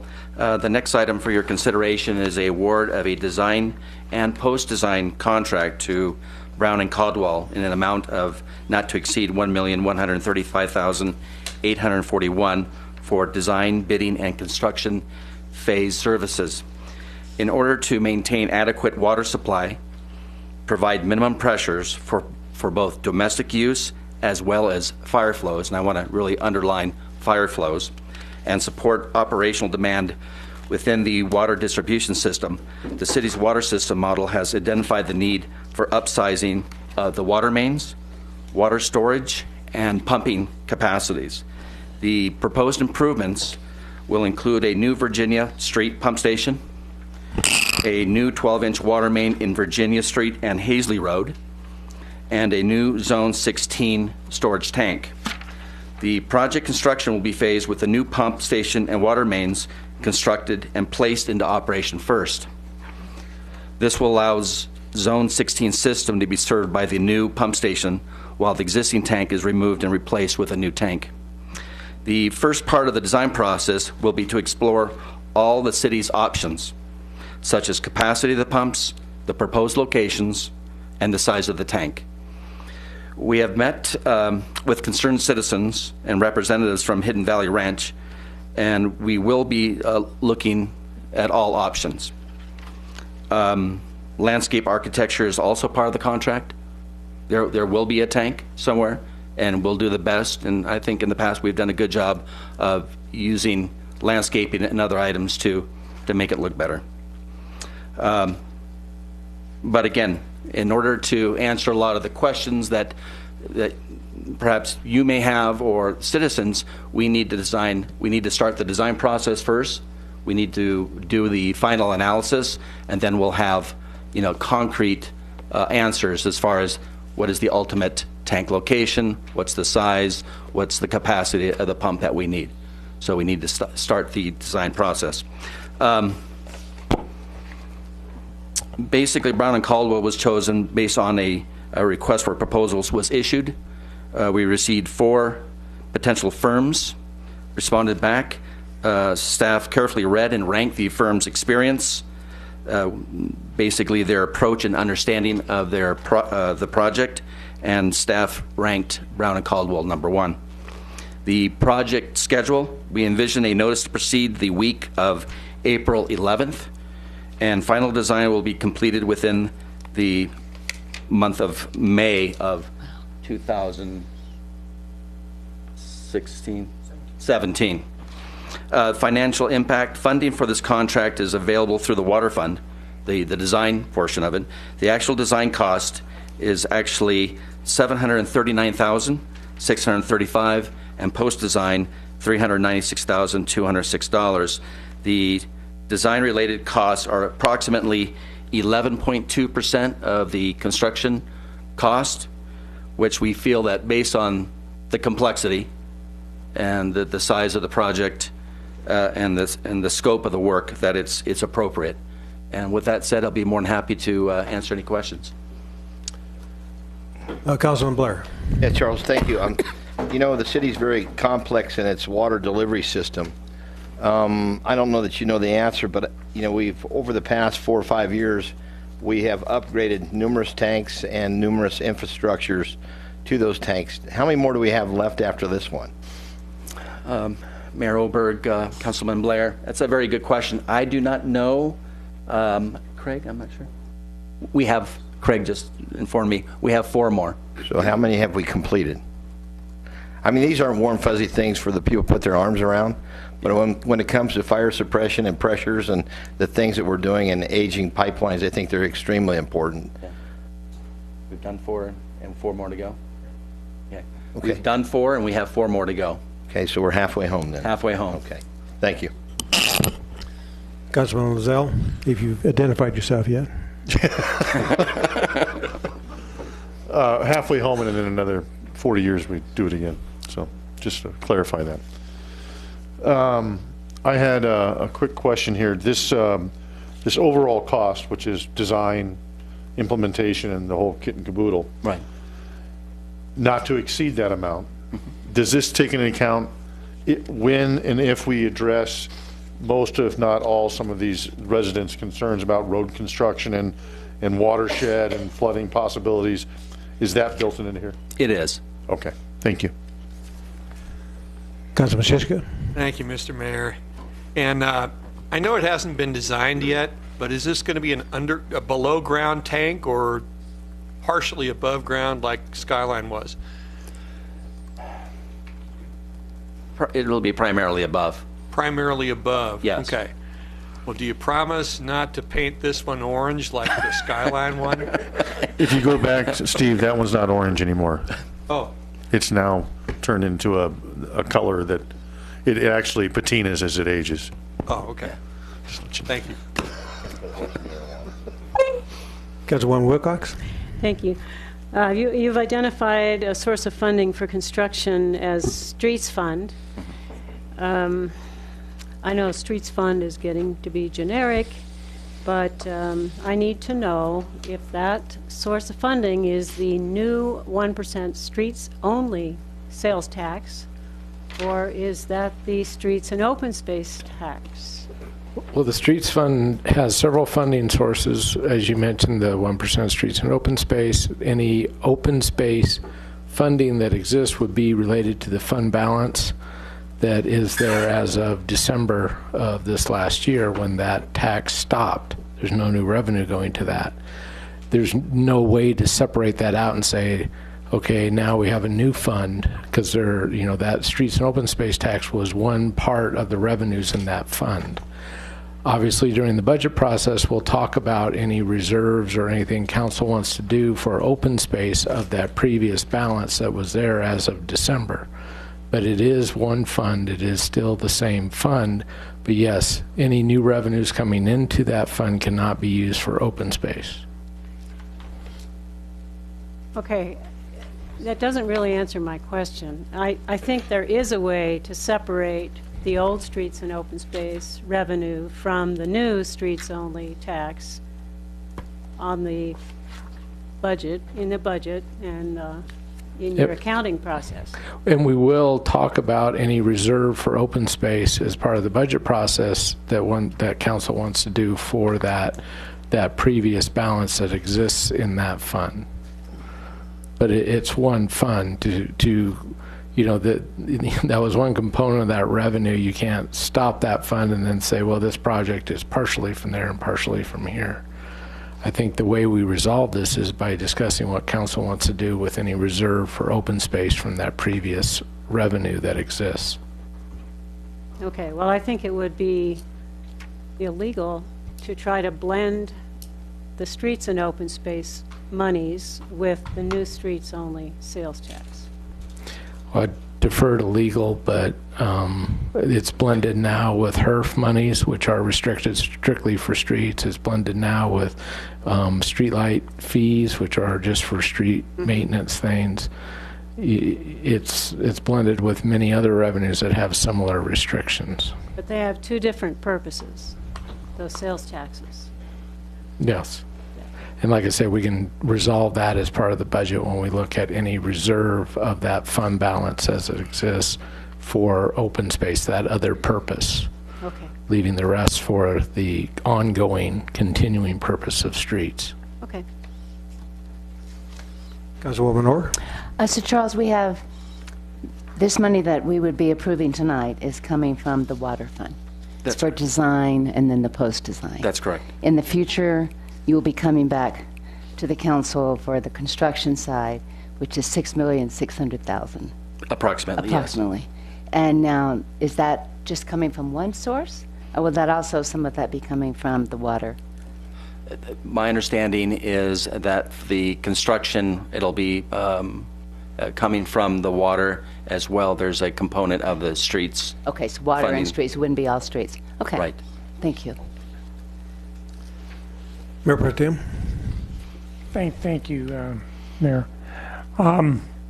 Charles, it's probably before your time, okay?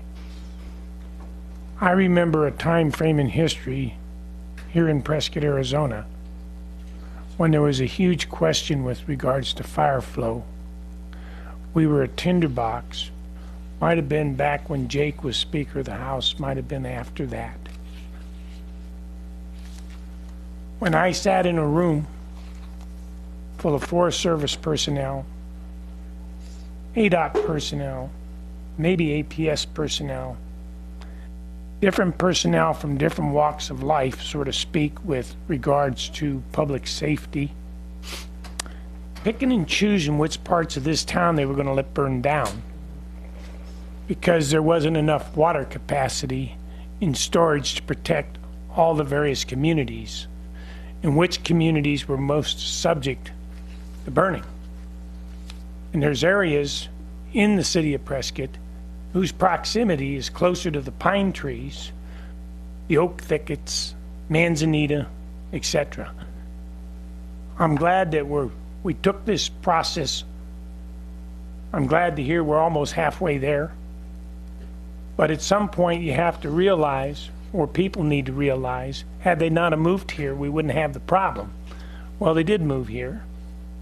And we have a responsibility to make sure where they're living doesn't burn down.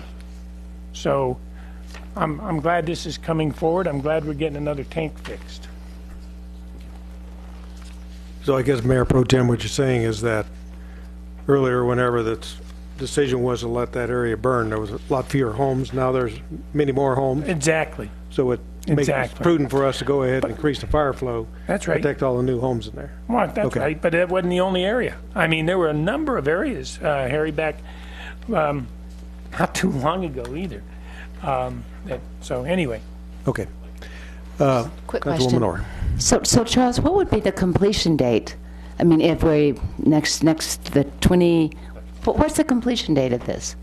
The completion date for the design is May of 2017. But then construction? Oh, construction. Construction, another year? Approximately another year. Okay. So in 2 years, we would have what Jim is hoping and is glad it's going to get done. Okay. Anything further before I go to the public? Any public comment on this?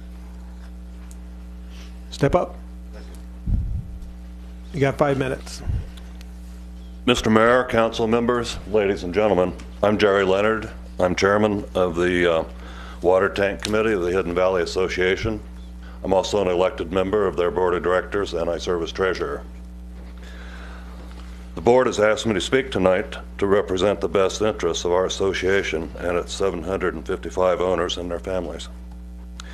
We wish to thank our city government for their intent to provide better house and forest firefighting capacity to our community. Because of our location adjacent to the National Forest, fires are a critical concern, and being prepared is a priority for us. Hidden Valley is one of 33 certified FireWise communities in the Prescott Basin. Our Bob Betts is chairman of the Prescott Area Wildland Urban Interface Commission, and he keeps us on our toes.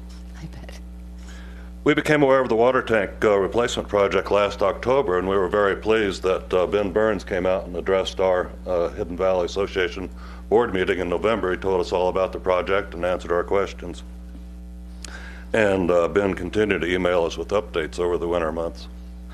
He helped us set up a meeting on March 31st, last Thursday, with where our water tank committee met with the city engineer and project management. A recap of that meeting, I think, is attached to the handout, which I hope you received prior to the meeting. In this meeting, we were assured that alternate configurations of sites, tanks, pumps, and mains would be studied using the contingency funds in the contract. The association desires to formalize this commitment. The scope of work for the proposed design contract on page 1 of the 14 pages, which is an amazing scope of work. It covers every possible subject. That scope directs the engineering firm to develop a plan to replace the current 150,000-gallon water tank in Hidden Valley with a new water tank on the existing site. The new water tank might be 1 million gallons or some other size to be determined by the engineers. We believe that this scope is too specific and restrictive. We propose that the engineering contract should be amended to direct the engineering firm to develop a plan which considers system effectiveness and economics of alternative sites, tank sizes, pumping stations, and water mains, which may better serve to achieve the Public Works goal of providing enhanced forest firefighting water supply for Zone 16. This amended scope would permit the discovery of possible alternative outcomes. For instance, perhaps the current location chosen in 1980 is not the best for Zone 16. Perhaps intermediate altitude tanks could provide a superior solution. There are 87 water zones within the city, but only 30 tanks and reservoirs, so most zones are without their own tank. We're very concerned about the impact of a multi-year demolition and construction project on our 755 owners, their families, and property. Public safety, traffic, noise, dust, accidents, our roads, and the appearance of the tank are just a few of our concerns. We want to see if these disturbing impacts on our community can be reduced through alternative approaches. We were assured during our March 31st meeting that all these concerns will be addressed publicly and publicly presented by the design engineering process. Therefore, we respectfully request that the scope of work be amended to require the study of alternative configurations, sites, tanks, pumps, and mains, and that these alternative configurations and costs be presented for public review early enough for comments to have an impact on the project design. On behalf of the Hidden Valley community, I thank you for giving me this opportunity to voice our concerns. We look forward to having a mutually beneficial agreement on the Zone 16 project. I would be happy to answer any questions you may have. Yeah, what happens if they do they explore alternate sites and determine that this is going to be the best site? Then will you guys accept that situation? I believe we will. Okay. It's, we want to be sure. We know we need the water supply, but we want to be sure that that's the best solution. Charles, is that doable within the planning and engineering of this thing? Yeah, Mayor Oberg, Councilman Siska, we looked at the contract. We spent with the consultant. We do have a contingency, and if directed, we are willing to again take a more exhaustive look to see if there's anything that's viable. We're willing to do that, and like any project, we work very closely with our stakeholders. It's important to us. We have a great track record, and I don't expect anything to change with this project as well. So if there's anything that we missed, we'll have our consultant take a look at it, and if he or she can find something, we'll be more than happy to bring it forth.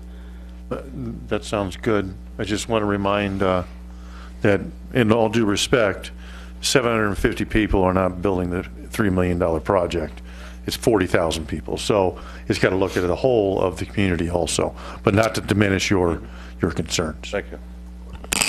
Thank you. Any further comments from the public? Do I have a motion? Mayor, I'd like to move to approve city contract number 2016-199. Second. Okay, a motion and a second. Vote, please. Passes unanimously. Next item. Item 3F, award of city contract number 2016-007, an agreement with Shepherd Westnitzer Incorporated for engineering services for the Acker Park Regional Detention Basin Project in an amount not to exceed $108,363. Water and Street Fund. Thank you. Yes, another item for your consideration is to award a design and post-design contract to Shepherd Westnitzer in an amount not to exceed $108,363 for a design of a detention basin that will be located in Acker Park. And there's an exhibit there that kind of hopefully kind of shows the location there. Back in 2010, the city determined the need for a stormwater detention basin as part of the Tenney Ranch subdivision. In 2010, it was also determined that it would be more beneficial to construct a regional basin that would satisfy not only the Tenney Ranch subdivision detention requirements, which was an approved development agreement, but also alleviate flooding along Virginia Street there that I think you can make out right here. There are approximately 50 homes that are currently in the floodway along Virginia. The proposed detention basin would reduce the amount of flooding, and due to that fact, Flood Control has agreed to pay for all the design and post-construction services. It's also noteworthy to report that staff has met several times with Acker Park Trust Board, and on March 25th, 2010, the Acker Park Trust Board voted unanimously in favor of building the detention basin. Again, we had 7 professional consultants respond back to our request for proposals. Staff carefully read the proposals, ranked them based on the firm's experience, project approach, and understanding of the project, and staff ranked Shepherd Westnitzer number 1. Project schedule. We envision a notice to proceed the week of April 11th and final design on or before July 1st, and that's important because that's when the funding expires, so they'll be done. The financial impact, the design and post-design services totaling the $108,363 will be paid by Flood Control District through a council-approved intergovernmental agreement. And with that said, I'd be more than happy to answer any questions. Councilman Blair. Yeah, I think I have a couple questions, but the main one I would have is based upon the summit up there. By a planned area development, they were made to have a detention basin that they installed with their development. Why was Tenney Ranch not made to, as part of their development, create and provide the same? Instead, it's going back once again to the taxpayers on a new development, not only for construction and design, but for the whole thing. And I have a little bit of a problem with that. I mean, they barely started the structures out there. I think there's 4 or 5 in there. But the bottom line to it is, weren't we going out to make these folks retain their own water within their own subdivision? And if that's the case, why weren't these folks made to do it? Mayor Oberg, Councilman Blair, I don't know all the details. 2010, it was a long time ago.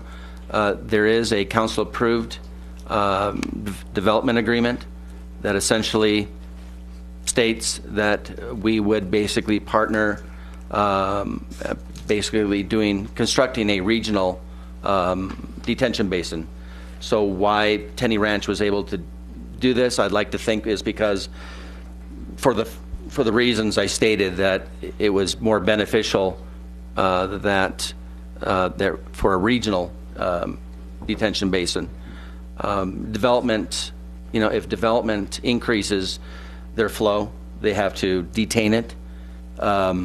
So I don't think I can completely answer your question. But. Well, I guess what my concern is that is the one that's up there at Summit, is that one that's there going to run into the one we're constructing? And what about the sheet flow coming off the parking lot from the church that sits there and all those other things? I mean, certainly we provided a hard surface at Acker Park called the parking lot that creates the flow as well. There's a lot of players in this game.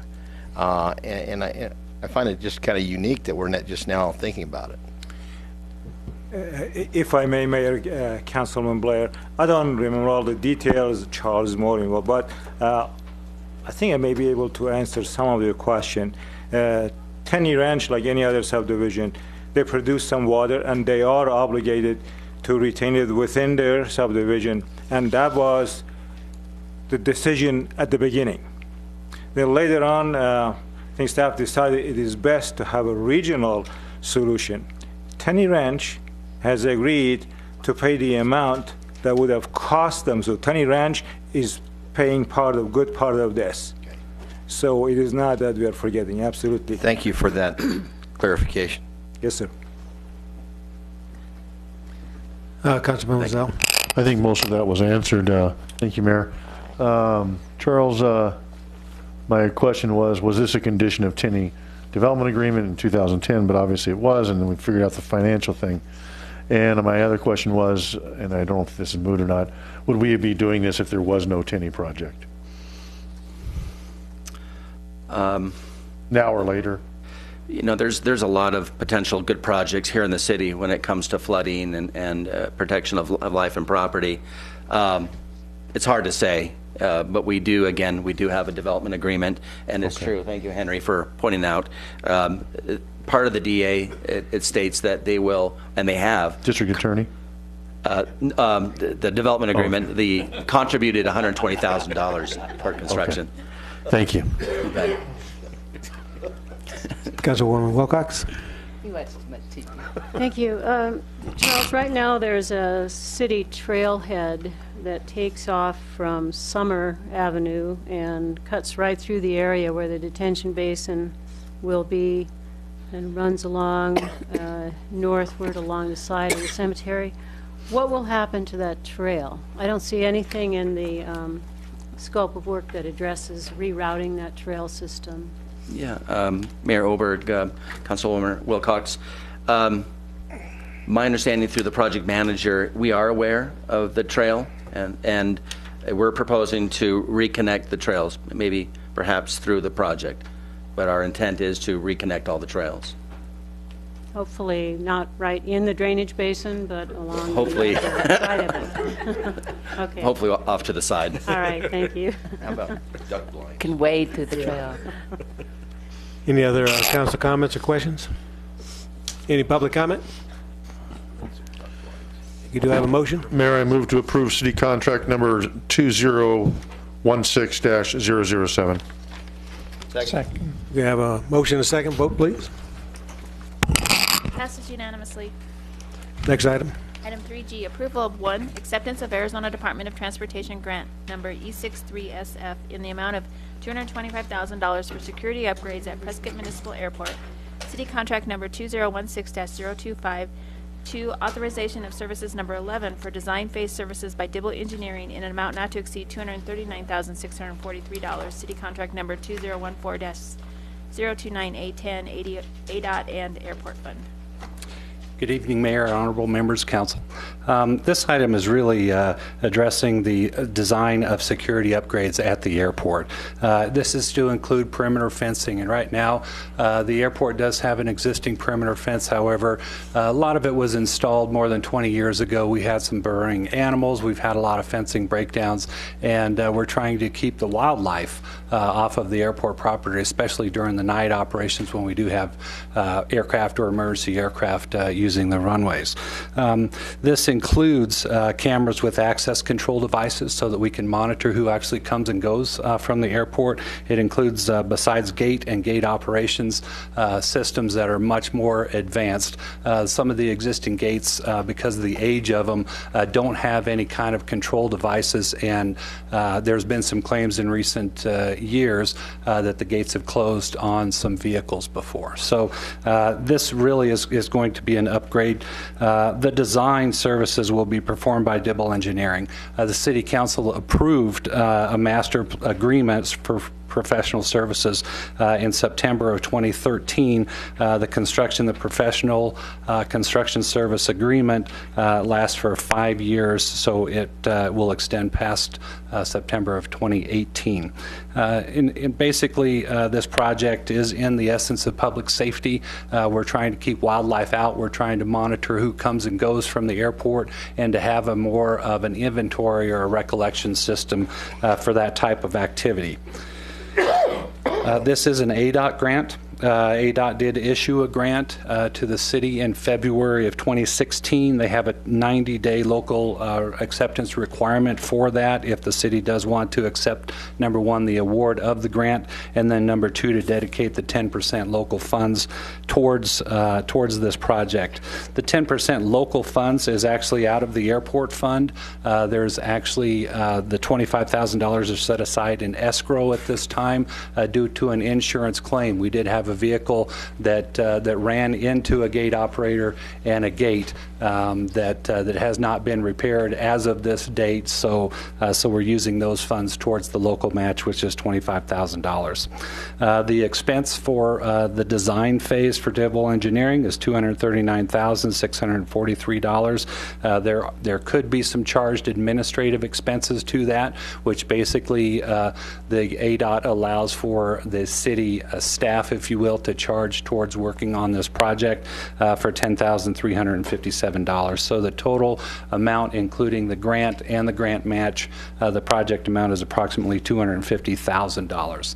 This is the design phase. In the future capital improvements programming, there is a potential for an ADOT grant of 90% for the construction phase of this, which will be brought forth in a future year, 2018.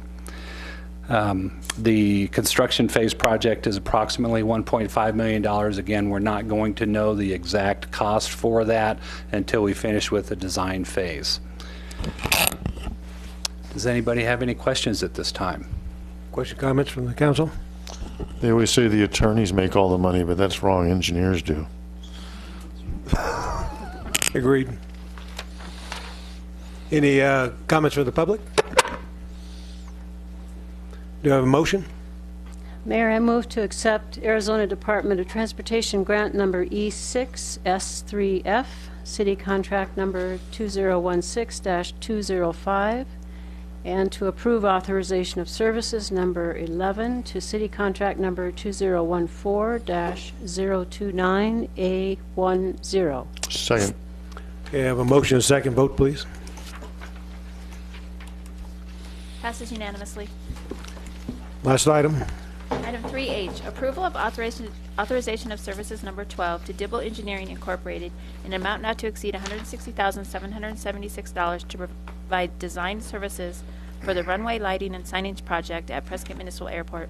City contract number 2014-029A11, ADOT and Airport Fund. Mayor, Council, once again, this is through a state grant, and this is a design phase. This design basically focuses on a medium-intensity runway lighting.